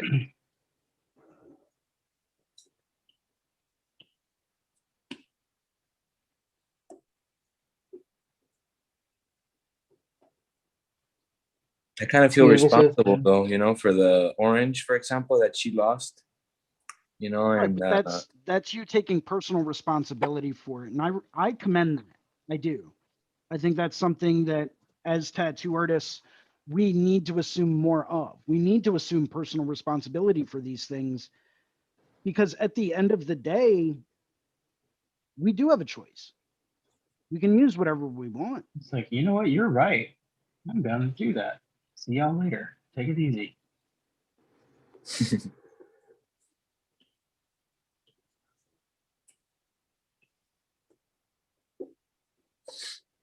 so you guys tattooing today? No.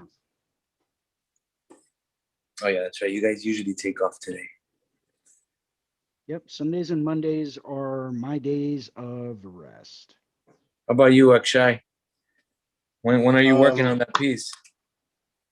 Yes, sir. I'm just doing some rough ideas for that design. Actually, I was thinking to like, how do I connect this whole piece into a sleeve? I always find trouble to connect it like a whole piece, sir. Like how to create sleeves. I know that we have to put only 3 elements or 4 elements like for the profile, but I always get confused to connect the whole piece. So struggling with that. Oh boy. I mean, you guys know this. I could comment on that for days. I really could. Because I love working large scale. I've been Likewise, trying to yeah. cut back on it more and more though lately. Why is that? Just to like, you know, more or less just kind of get back to like fundamentals. Okay. And just start really working each piece a little bit more to 100% perfection. If that makes any sense. Mm-hmm.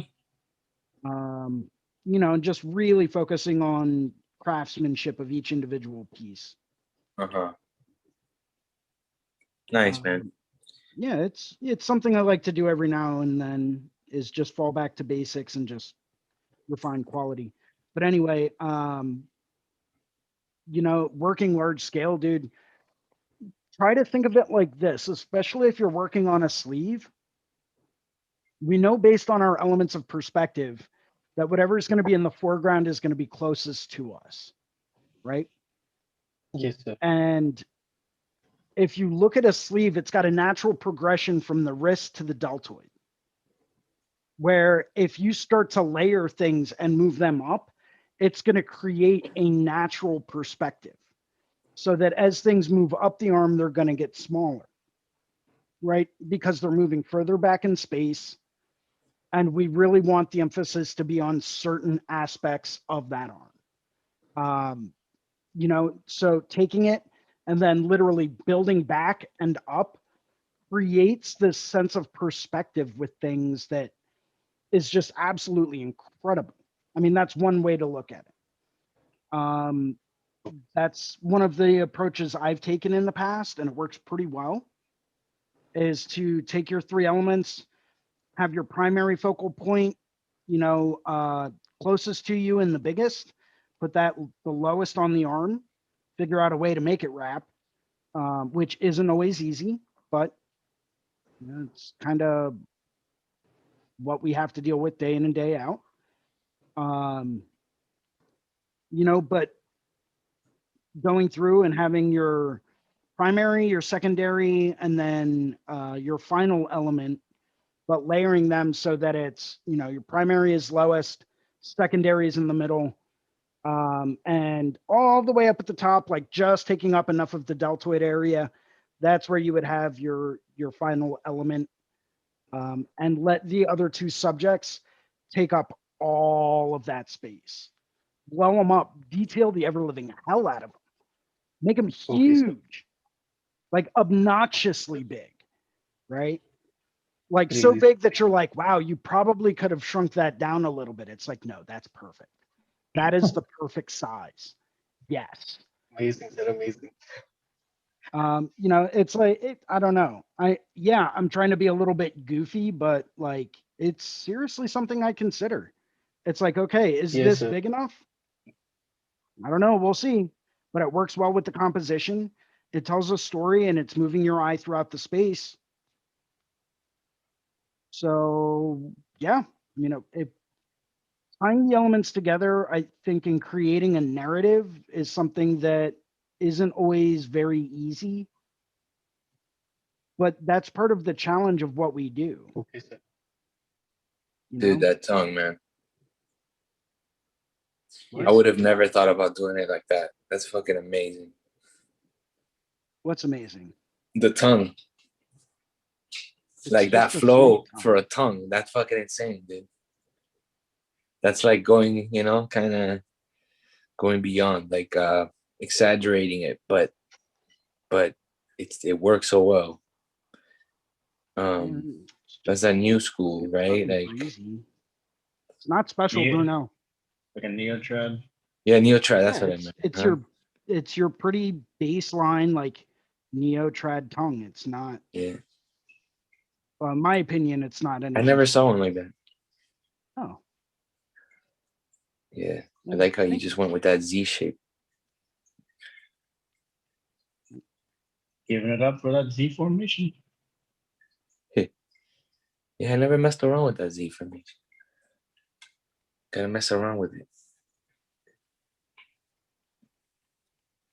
Yeah, Z's, but Akshay, if D's, you and uh, S's. if Yes, you sir. wanted some advice or some potential ideas, man, let me know, dude. And we can always get together on like Instagram video and we'll just do like we'll talk offline about it, dude. And I'll give you like 1,001 different ideas, man.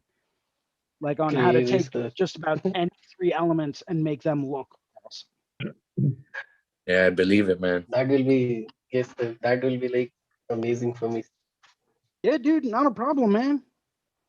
Yeah, man. It's all Thanks, about Jason. sharing information and progressing as an industry. You know, and at one point in time, it will be your turn to turn around and you'll see someone with like a world of potential and you'll be like, you know what? I'm gonna help that dude out. You know, and Yes, sir. that's what I'm doing. You know, I've had tons of help from tons of different people. This is just me giving back to the community. That's cool, man. How long have you been tattooing, Jason? Yeah, Christina just brought up a great point, and I'll answer that in just a second. Yeah. About 12 years for me, give or take. I lost track after a while. Mhm. But Christina just mentioned, check out John Clue for Snake Tongues. He's the OG of snakes and lizard tattoos. And he is. In fact, let me pull him up. Cool, cool. Yeah, his work is dope. He He's been in Chicago, right? I believe so. was in New York for a while. I forgot where he's at. Because one of my buddies was a roommate with him, Nice. but I have no idea where he's at.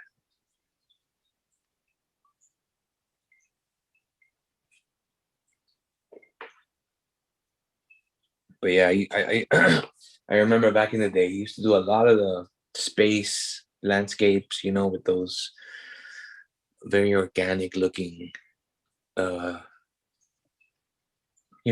worldly type Yeah, like look vegetation at or that whatever. tongue. And the frogs, a lot of reptiles, and oh, look at that. Oh yeah. I love how he exaggerated the eye like that. Yeah, dude. One of the most interesting parts, right? Might as well exaggerate it. Like the tongue too. Look at this painting. Shit. Oh, That's made this on crazy. my iPad. That's Cool. crazy. Damn. Look at all that texture in there, man. That's nuts. That's awesome. gorgeous, bro. And those colors, man. Yeah.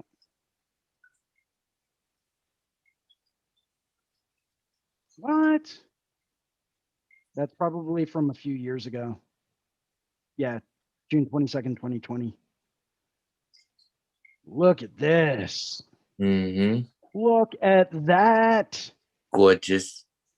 There's that like bioorganic, like outer worldly type landscape, whatever. I love Yeah, that. it's a collab with Guy. Oh, that's a collab with Guy. Oh, of course, of course. Yeah, I see the guy.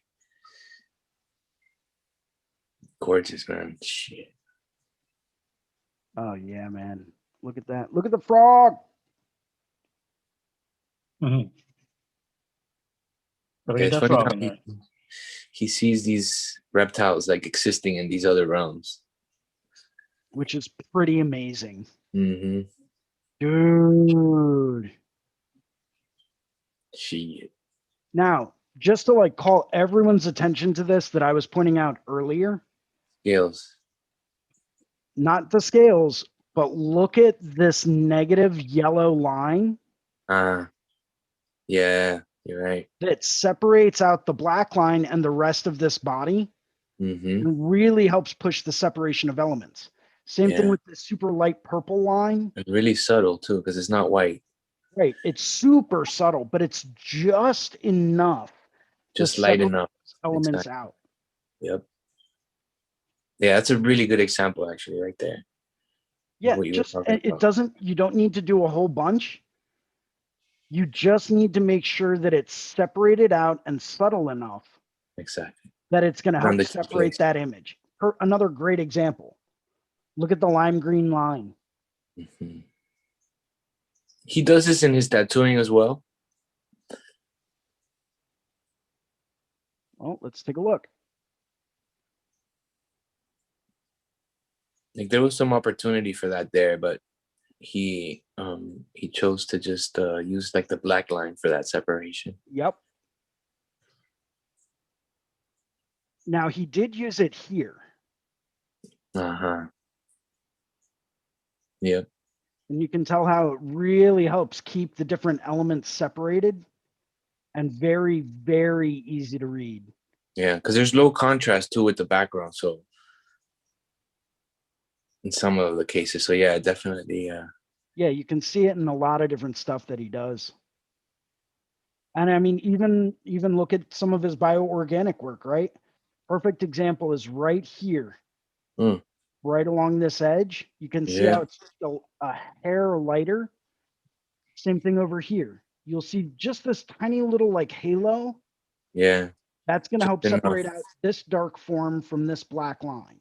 Right. Makes it a Right. little bit easier to read.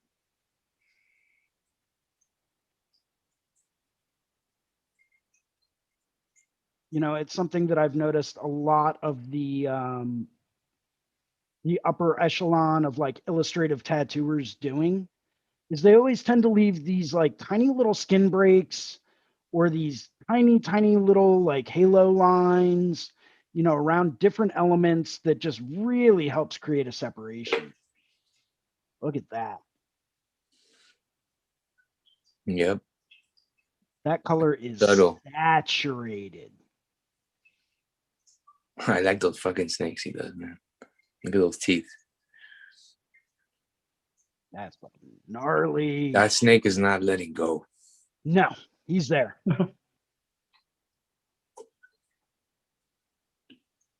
Yeah, man. That was a good one, Christina. Thank you for the heads up on that.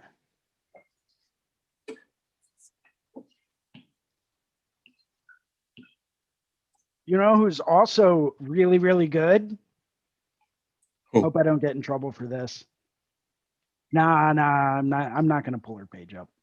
I was gonna bring up Christina's work, but if you don't know her work, you're missing out. Seriously missing out. Yeah, I saw it. It's But pretty don't bad. worry, I'm not gonna pull your work up. I'm not gonna do anything like that, so don't worry about it. Yeah, I know. I'm too nice. But another guy that I really, really admire who uses a lot of those same kind of color tricks, Steve Moore. Oh, hell yeah. That dude is amazing, man. He uses coil machines to line his work. And flat mags. Flat I would mags. love to get Yeah, a my collab buddy was by telling Steve me. Moore, Mhm. Christina Christie, and James Tex. That would be like an ultimate dream come true. Full back piece, whatever subject matter they wanted. That would be literally a dream come true. Yeah, but look at his work, man. Yeah, dude. Those muted tones. And very like, there's not 1,000 colors, like, Right. and it's just more some, a lot of the time less is more, and he knows it. Like that's yeah. so good, man. Look at that. Yeah, that's just. I love his narratives too. So like he's got some of the greatest narratives ever. Sure. You know, perfect example, the three fates, his own interpretation on the three fates. It's incredible. You know, he's just got so many amazing tattoos. Father Time, all of the elements are in perfectly. Akshay, this is what I was talking about too, man. Big. He's got three primary elements. He's got a skull with a candle burning at both ends, an Wow. hourglass, and Father Time. Bigger cell also. Do you see how he layers them? So he'll keep, like, this skull is almost his entire forearm. Right. Oh wow. Okay. Yes, sir. Father Time takes up 3/4 of his arm, but he's pushed further back in space. Oh yes, sir. In See what I'm perspective. talking about? Yes.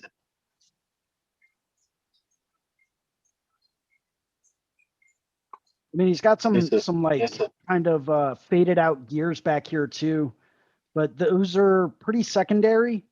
You can tell because there's no black line around them. So instantly Yes, sir. my eye is drawn to this area, the hourglass, and then the skull. Those are the only 3 areas that really have a black outline. So immediately that's calling my eye to look at that for attention. Yes, sir. And so this is also wrapping the whole arm. Correct. Okay, sir. Wow. Yeah, look at how big that skull is and how simple the shapes are.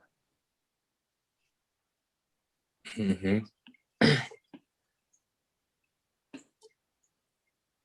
Crazy.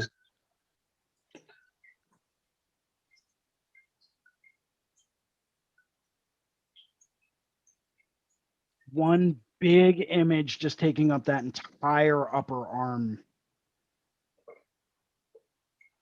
Yep, Yeah, man, that's it. absolutely incredible. That's it. Look how amazing that piece on the bicep looks, because it's got so much room for it to like show itself off, and like, yeah, great placement of everything, man. Yeah. But I And mean, like, everything of his is like yeah, incredible in my opinion. So we're not going to dwell on that too much. yeah, he's got all the values, you know, in the right places too. All of that.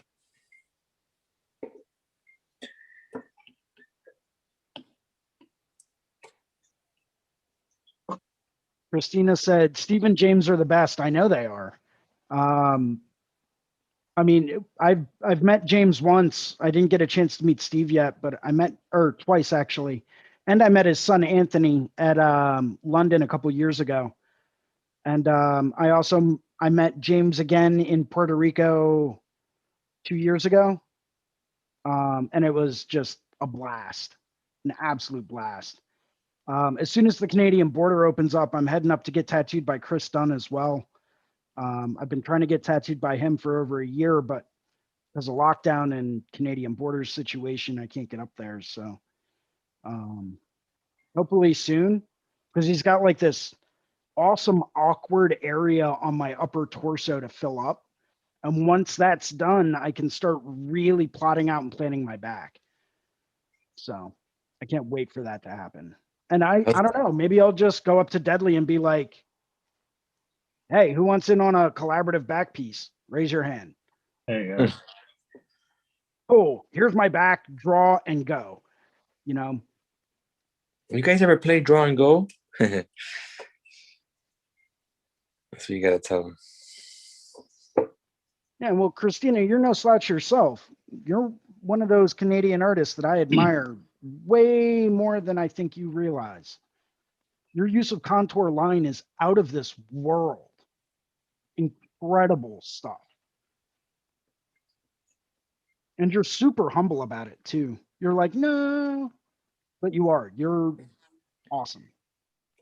Yeah, contour lines can add so much to a design. I feel like Moore, he does a lot of nice key like contour lines as well, right? Like he'll do a lot of those thinner lines, and that allows him to be able to like color everything in a simpler way, in a sense, without losing anything, because those contour lines kind of like, you know, already do so much for the piece that the actual coloring can be simplified slightly, right? Which is always a good thing when you're tattooing, because tattooing already, color especially, can already take so long. So yeah, to really work it in, make sure it's super saturated.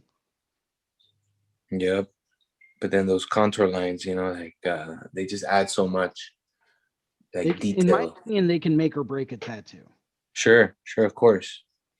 Anything misused, right?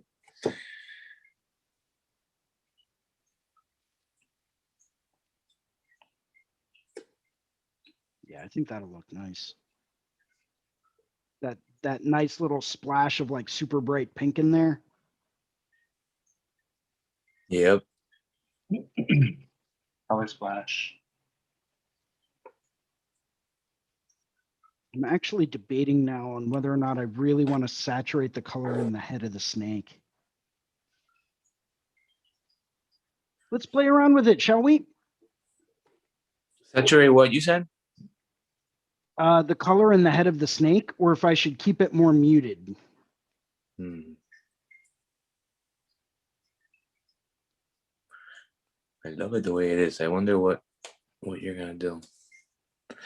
Now, for example, right? Like, should the snake, considering that it's so close and on top of the red mask, right? Should there be like a slight reflection of that red, maybe on like a piece of like the bottom of the neck of the snake or something? That all kind of depends on where your light source is coming from, right? Right, right. Because if I have a very super intense light coming down from, say, something that's going to stand out. Yeah. Say, if I've got a super intense light coming down from this direction, that would make this area of the dome of the Hanya mask super bright. So I'm going to have a very bright white reflection there. In which case all of this area would definitely be reflected. But if I'm going with a bit more of a subtle kind of ambient light source with just a little bit of directional lighting, then, I mean, yeah, it would work and you would see those colors bounce a little bit more. But since I'm trying to keep it more of a graphic style, Right. and just keep it super easy to read, you know, Exactly. I'm probably gonna forego that Right. with what I'm doing. But I do want to play around with the color in this snake head and see if I can get, and just see if what it's going to look like if I bring that saturation up just a little bit more. Mm-hmm. This is another way that you can really kind of go through it and play around with it a little bit, is to go through and duplicate your layer, obviously, and then come over to adjustments, do saturation and brightness, which I don't know if you guys can see because of where my camera is, Mm-hmm. and choose pencil instead of layer. And I'll zoom out a bit more. Focus. Cool.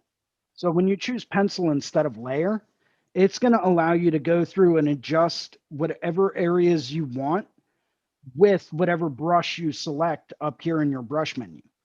So if I wanted to increase the saturation only in certain areas, maybe make it a little bit brighter. Let's give it a little bit more of a yellow hue.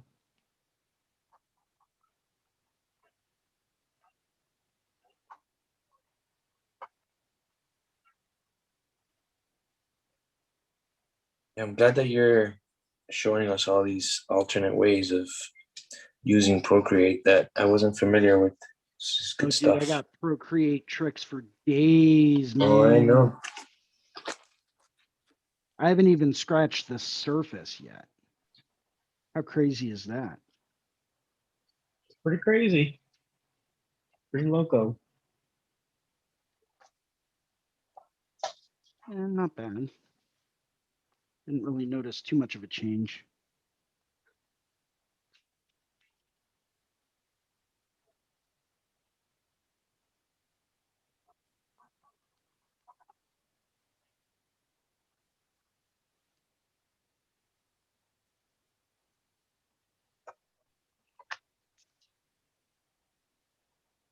Yeah, maybe a little bit more of like a bright green tone. What do you guys think?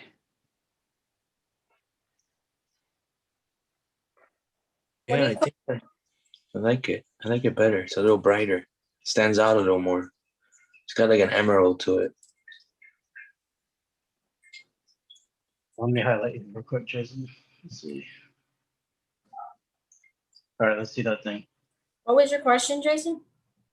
So if I reset all of this, so this is where it is originally, right?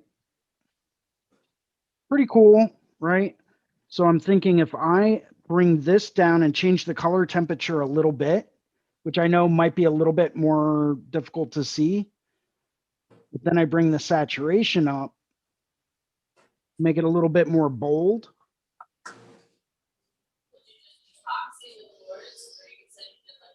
I'm gonna make it a touch. I don't want to wash it out and make it bright. So what do you guys think about that? It's a subtle difference. It's a very subtle difference.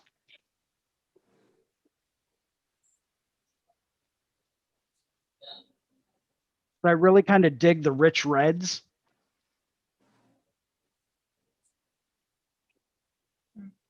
Right next to these very nice, like emerald greens. I think it needs some teal. Of course you do.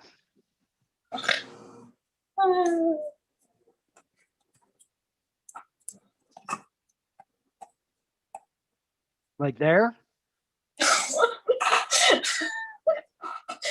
Not the whole thing. It's not enough teal.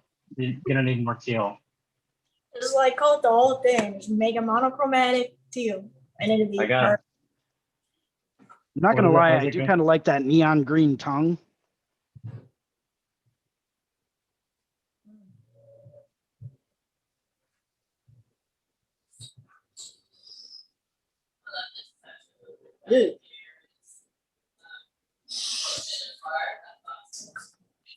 Teal.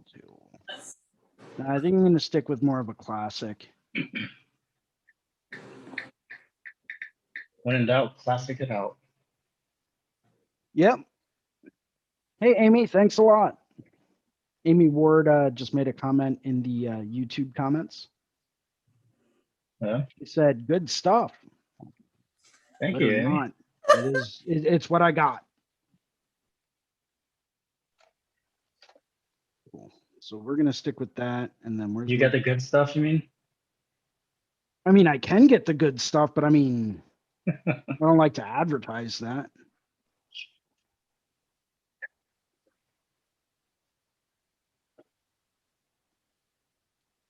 Speaking of good stuff, I know a certain someone that couldn't be here today that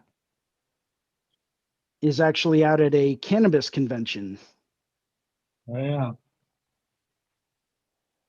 which I'm not gonna lie, even though I personally do not partake, Right. I'm kind of jealous because I would love to go to one and just see what it's like. Yeah, it's supposed to be really cool. There's always art involved in some kind of way as well. That sure. does not surprise me. Yeah, I was gonna say that and like cookies. Well, I mean, there has to be an element of food involved. Right. For sure. I heard they give a lot of free samples. Yeah. Oh, thanks, Amy. Amy, if you ever have any questions, feel free to write them down in the chat. I'll be more than happy to answer whatever Procreate questions you have. I'm just kind of Yeah. going through and showing off some of the magic spells I can cast. He's a magician. I've been told I'm a bit of a magical creature.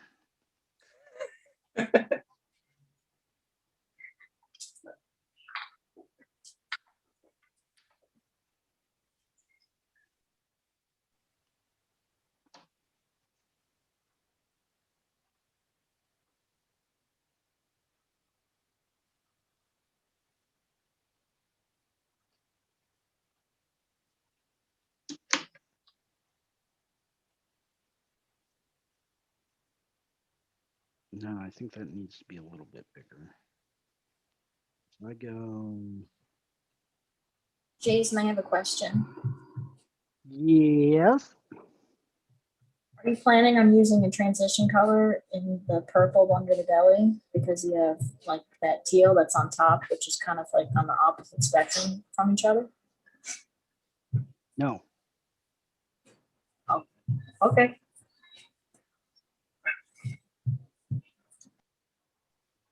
That is my answer. Final answer.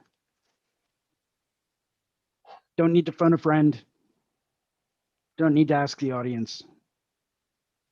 No, I could have used a transitional color and it probably would have looked better. But considering how much time I've already put into this and the fact that I really do have other things I need to do, that would just add far more time exponentially. So I think I'm going to forego that this time. Or go. Well, if you were going to use it, what would you use? To transition from the like tealish green into the purple. Mm-hmm. Well, think about it like this. What is the consistent color between those two?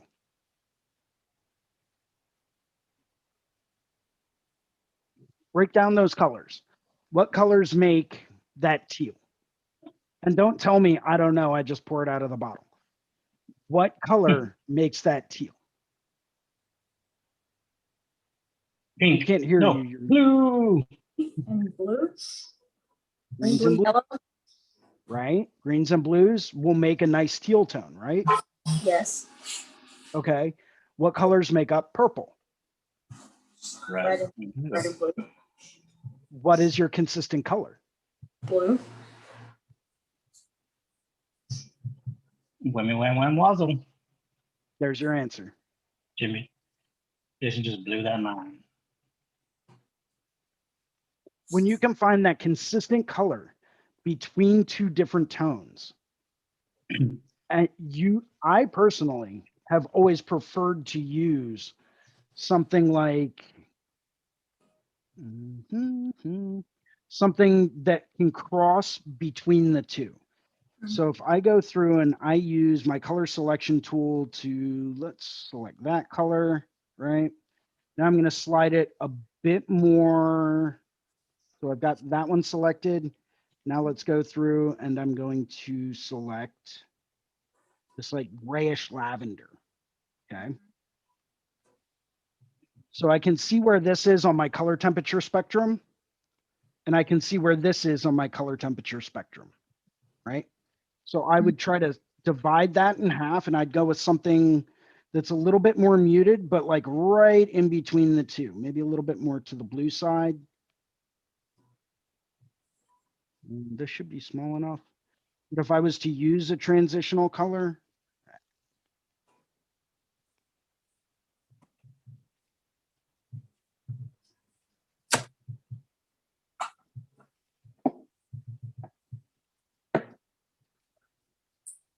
That's a great question, Kier. I was just curious.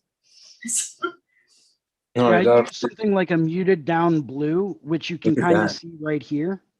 yeah, that's nice. Something that's going to kind of bridge the gap between them. And because I know that I'm moving from one very warmer tone to a very cool tone, but I know what that common color is, it allows me to go through and use that.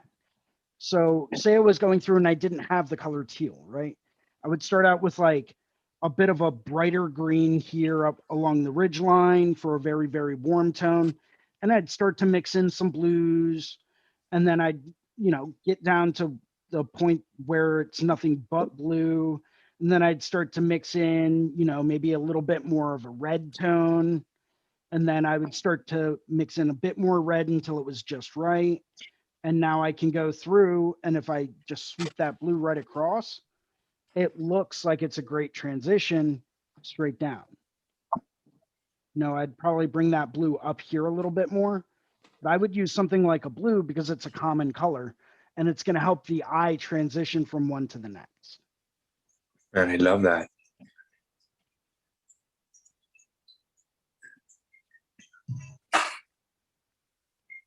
That's Like just that. what I would use. Everyone's a little bit different. Amy just had a question about how did I get to the color change? So that is, all right. So if I have my, always, Amy, duplicate your layer. Always Very nice. duplicate your layer. Work off of the new layer and not the master image that you originally had. I've done that plenty of times where I've worked off of one layer. Not a good idea. To go through and make a quick color change, once again, duplicate your layer. Come over here to your adjustments menu. And let's see if I can focus this a little bit more. Maybe not. And you'll see hue, saturation, and brightness under the adjustments. And you'll see layer. Click on layer. And there's a color slider right down here at the bottom. By adjusting this color slider, it's going to change in relationship all of the colors in that composition. So if I wanted to do a purple snake, right, with a green mask, it's right there. If I wanted to do like a brownish yellow snake with a blue mask, right there. You know, if I wanted to adjust the saturation and desaturate or saturate, I can go through and do that and make all the colors, you know, nuclear bright. But maybe I don't want to do that and I want to keep it more on like a mid-tone, like pretty muted down like color plane. You know, I would keep them where they are essentially. Just because I like a little bit more of a muted color palette. Or if you wanted to adjust certain areas individually, you would once again come back up here to adjustments. Then you would click on pencil. And you would adjust the hue or the saturation or the brightness. And then it would allow you to go through in your brush library and pick a brush to use. And you can selectively go through, I don't know how well you guys can see this, but you can selectively go through and change individual colors in certain spots.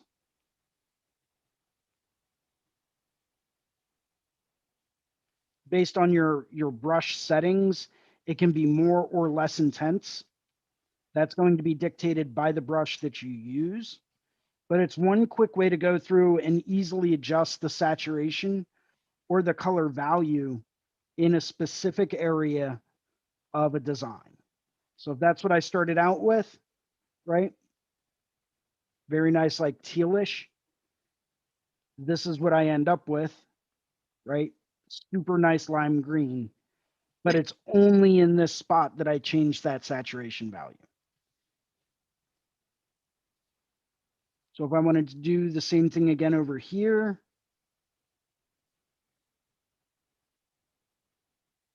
just give this a bit more of like a warmer green tone.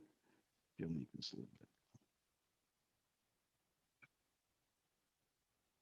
know, say you had a direct yellow light shining on this snake in certain spots.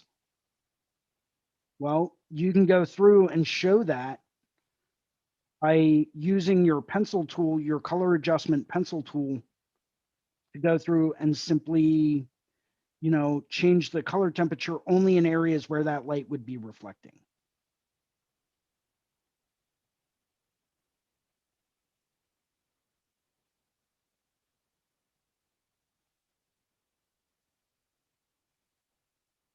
Maybe I just want to accent a couple of these smaller spots right at the top of the scales to show a transition.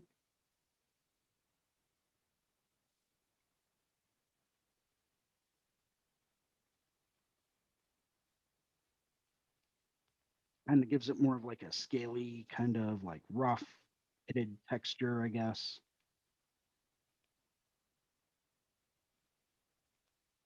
You know, or say I wanted to go through and completely desaturate an area and get rid of all the color in it. I would take the saturation all the way down. And then any of the marks I just made will be adjusted in accordance with where my pen just moved.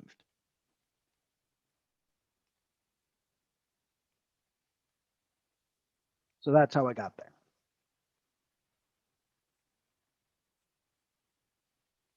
I think what I am actually going to do is adjust these horns and give them a little bit less of a reddish tone.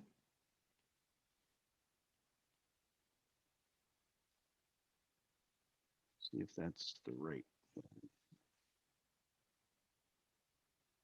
Nope.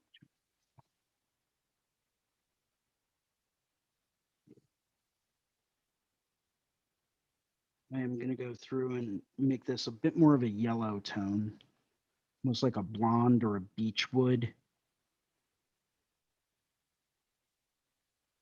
What do you guys think? Think I should stick with more of a warm red mahogany? Rich mahogany. Yes. I have many leather-bound books. Very important. I'm kind of a big deal. It's kind of a big deal.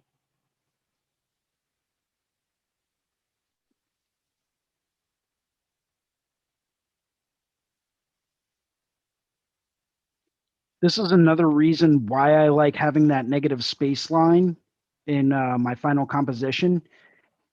It gives me a little bit of wiggle room if I need to change the color of something so that I'm not drawing right into the next color area. True. And then it could be, you could easily just erase that because you have those like border lines. Right. Visibility. So what do you guys think? Look at option number 1 with this nice rich mahogany. I like that. Or number 2, more of like a blonde sandalwood. Mahogany. Yeah, that's what I Let think. me see it from afar. Like to see what the, yeah. Mm-hmm. Mahogany. Yeah. Kind of integrates a little more with the, now, for example, right? Like you have what you have done, right? Ah, that's what I was going to tell you. What? What you just did. That's the overlay or No, this is I'm still in my color adjustments brush. color adjustment. Okay. Yeah. So when you choose the brush option, you can go through and use your eraser, your smudge tool, and your color adjustment tool. So if I wanted to erase some of the area that I just put in, Yeah. make it a blend of the two, or maybe just make it a little bit less intense. Right. I can take off a little bit more to give it a little bit more of a yellowish tone. Right.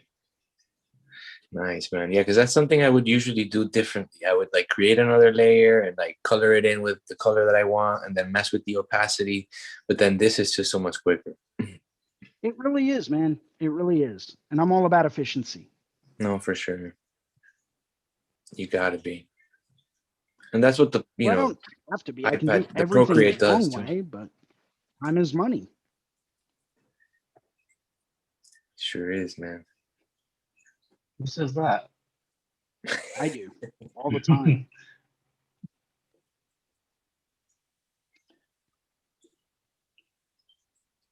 So now I was sketching out these rocks. Maybe I'll give this a nice little like slip face or something like that. Maybe make it look like it's like lava rock or something. Do some nice pitted textures in it. That's what I'm gonna try to do with mine too, I think. I like the texture of lava rock, man. I think it's really, really awesome. Mm-hmm. My dog used to chew on that. It sounded terrible. What, pumice? Lava rock? Lava rock, yeah. Damn. That dude always had something he wanted you to throw all the time. When I was younger, I had a Cocker Spaniel that was like, Cocker Spaniels are pretty small dogs. And he used to go outside and, right around the flower bed, I've got some nice river rock in there. And he would go through and think that the river rocks were tennis balls. And he would try to pick up these like 3-pound river rocks. And every now and then he would get one and he would hold it up and he would come running over and he'd drop it and he'd be like, all right, are you going to throw it? Are you going to, how about now? Are you going to throw it? It's funny, man. Yeah, but it was just a struggle every time for him. And it's like, dude, those are not toys. I don't know how to tell you that.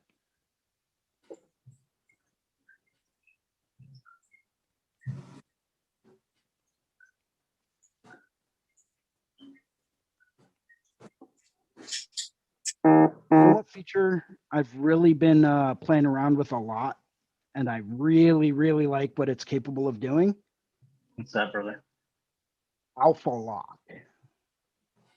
I never understood that one. Mi amigo. Oy. All right, Oh, so say I wanted Hola, to chingao. adjust and cool down some of the red in this mask, right? But I didn't want to change anything else, right? And this is a normal color layer.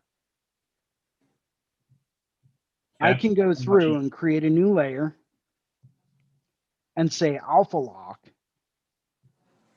Actually, I wouldn't do it on that layer. Do it on this layer. And then on this layer above it, if I remember correctly, I think it's this layer. No, that's clipping mask. So on alpha lock, it will only allow you to adjust the pixels that are currently colored in. So I'm going to duplicate that layer, obviously. So if I wanted to cool some of these reds down and maybe make a nice transitional color to like this nice warm purple, I can go through, and if I don't have any areas colored in, I can't color on them. But anywhere where there is a current pixel on this layer, anywhere, I can color it right in. It's Interesting. basically, alpha lock is basically just allowing you to change the color, tone, and basically it's allowing you to just change the pixels that are currently there in a very wide area, if Gotcha. that makes any sense. Mm-hmm.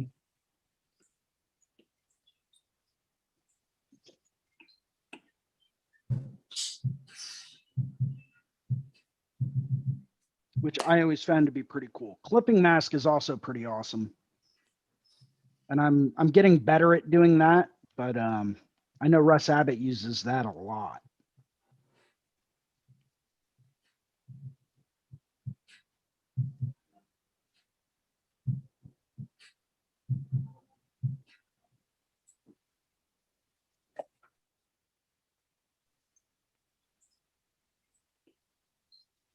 You know, just kind of roughing in textures and getting an idea for like shape and flow.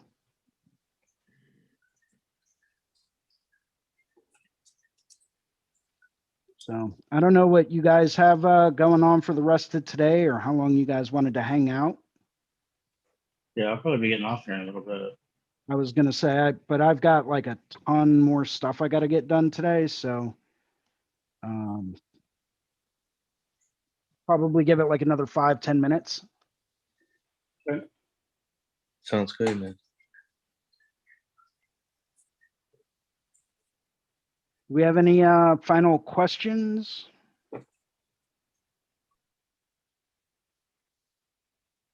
Nope. No. Why are there So many can I songs ask about it? something? Yeah. Sir, sir, I don't do colors.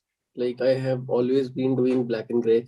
And before tattooing, I used to only do sketching. But after like doing my apprenticeship, I started doing black and gray stuff.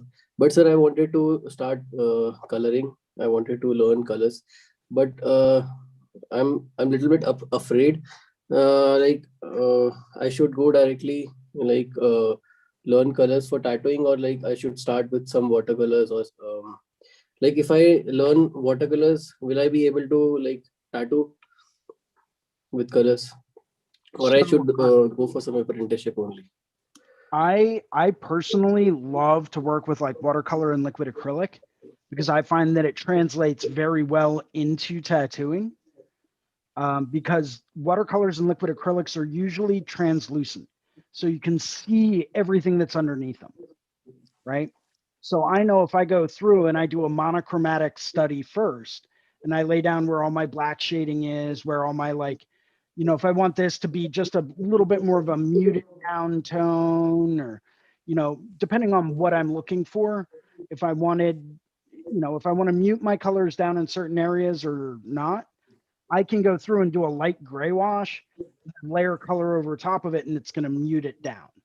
Just like I would in tattooing. If I went through and I took a black and gray tattoo and I did a wash of color over top of it and just blanketed it, I would still see those values coming through.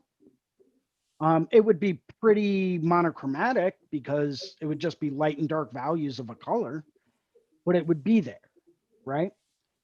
Yes, sir. I always recommend for people to start out, believe it or not, with colored pencil. Colored pencil. Colors Okay. work great. But any kind of colored pencil you can get your hands on, like a fine artist colored pencil, Okay, start sir. playing around with those. So, It follow. can really do polychrom- wonders. Okay, sir. Okay.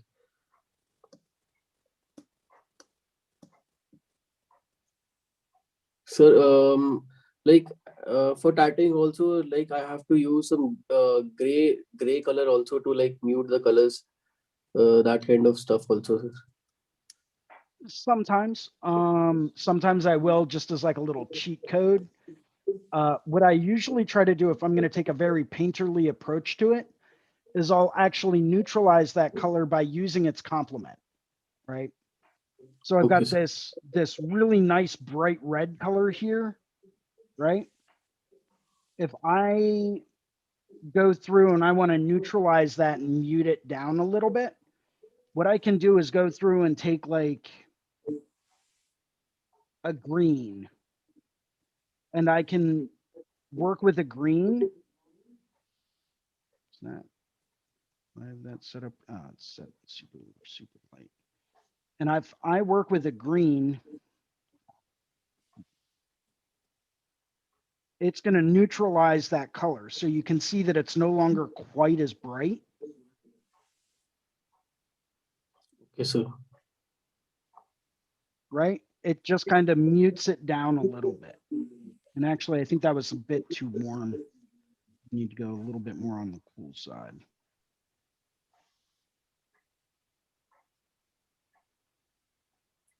So should I do flash designs first for colors practice? I would start out with flash designs. I would start out with acrylic paintings. I would start out just playing with color in any medium you can get your hands on. As much as possible. Absolutely. Get an idea of how each medium can be beneficial, and then take that knowledge that you've gained from that and apply that to tattooing.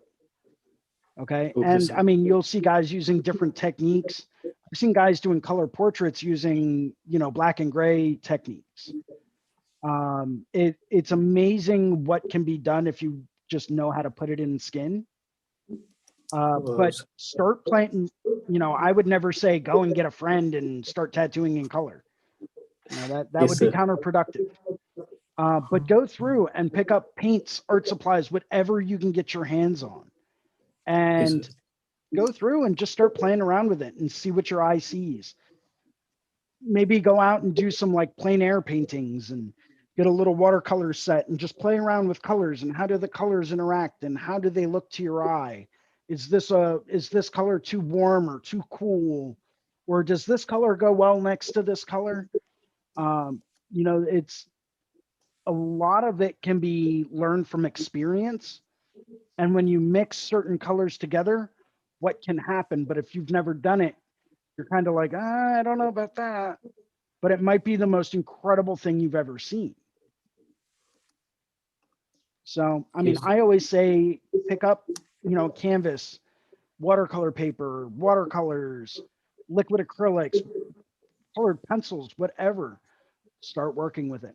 Start, you know, going through and doing your darker values first, layer over top of it with color, or if you're working with acrylic, you simply mix a little bit more color in with whatever paint you're doing because it's very opaque medium. Yeah, oil paints, start mixing colors up, start playing around with them when you're working on something. It's amazing what you can learn just by painting and drawing in color. Okay, sir. Yeah, start from the color first versus like when it's tattooed, start with all the black first.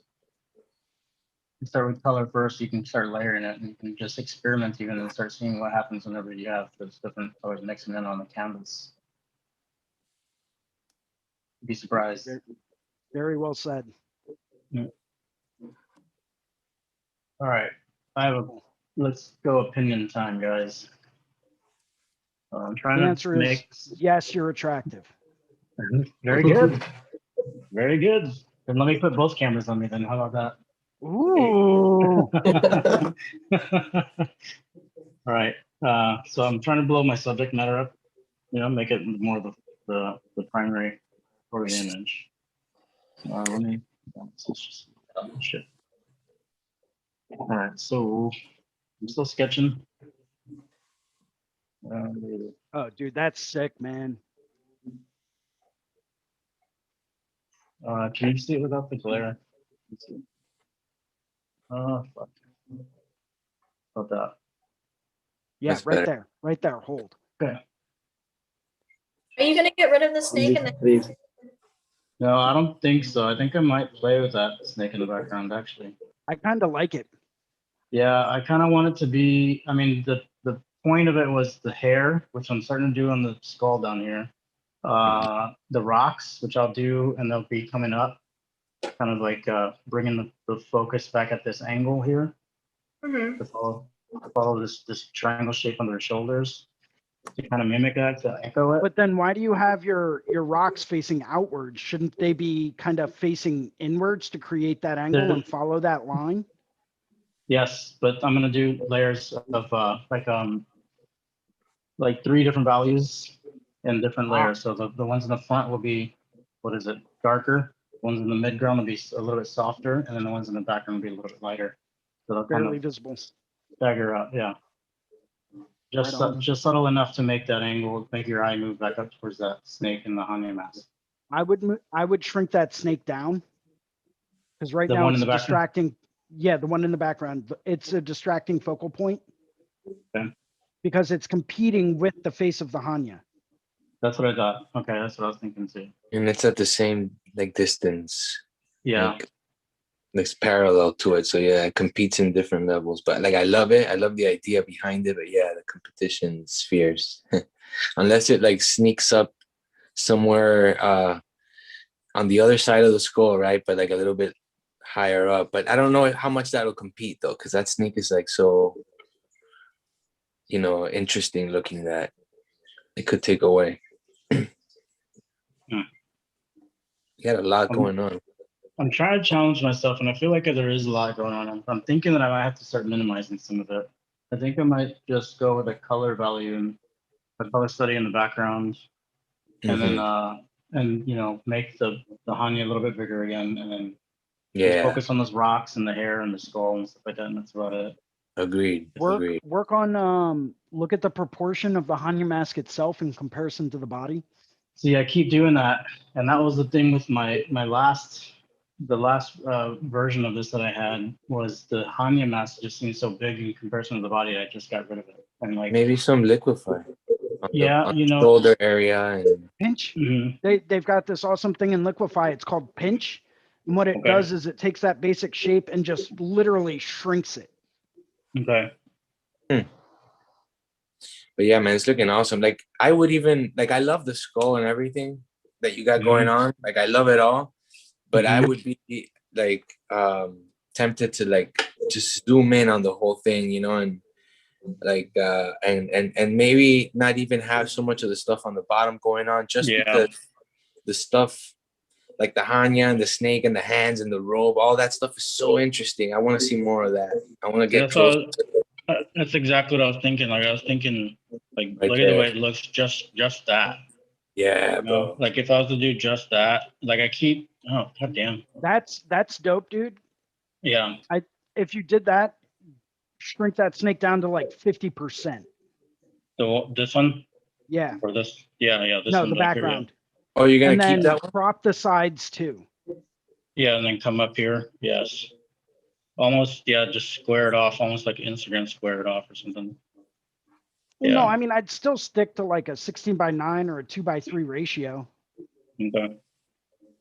just for your proportions. Yeah, Is this, like an and then, oval. and like this gap over here is just so big in comparison to this. Like my eye just goes straight right here. Right. Yeah. I don't know about the snake because it's too interesting looking. Yeah, I think if you cropped it at the knees, Mm-hmm. right, Yeah. got rid of that skull, or maybe put the skull. The skull could Maybe almost be in put- the background, but Yeah, or I was actually also thinking maybe you could superimpose that over top of that golden snake that you have, like mhm, right as it's like curling up, right by the armpit. Yeah, mhm. right in that area. Perfect. Maybe you Okay. could have it there and then have the snake like crawling over the skull. Oh yeah. You know what I'm saying? So that you could technically have both. Mm-hmm. But then Yeah. if you cut it off and you cropped it in that way, you wouldn't be able to have the rocks down at the bottom. See, and that's the other thing is I want to make sure and get all the elements that are in the homework in there. You know. Yeah, that's what I've been So struggling with. Oh that's yeah, the right. thing. Like I want to do all these things, but it's like I'm running out of space on this, and I Right. should have designed it a little bit better in order to kind of facilitate the placement of those elements. So, but Challenge, man. The final yeah, designs. I think that's the best part of all this, man. Is I've been like, it's been a challenge for me for sure. Like first of all, the color, picking the colors that go together, like Akshay was saying, is like where do we start? You know what I mean? So I've been learning a lot about that with you guys, and that's been a challenge all on its own. Now it's the composition and the subject matter too. So it's fun. It's Those frustrating, colors but are it's amazing. fun. Thank you. Thank you.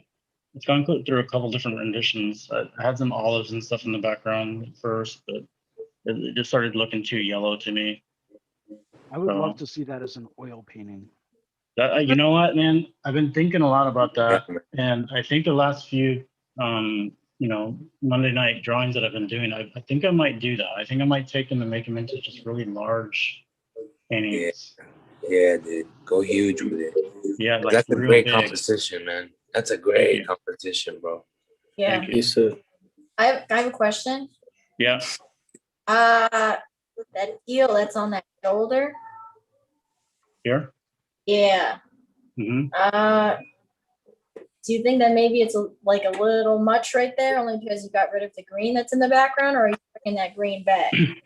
Yeah, that's the thing. I keep struggling with that, and I've left it there for now. But I think with the way it is now, I think it is a little bit too much. Well, if you didn't use that, you could always switch gears and just keep it like an orangey color. Just keep it in the warms, like relatively. Yeah.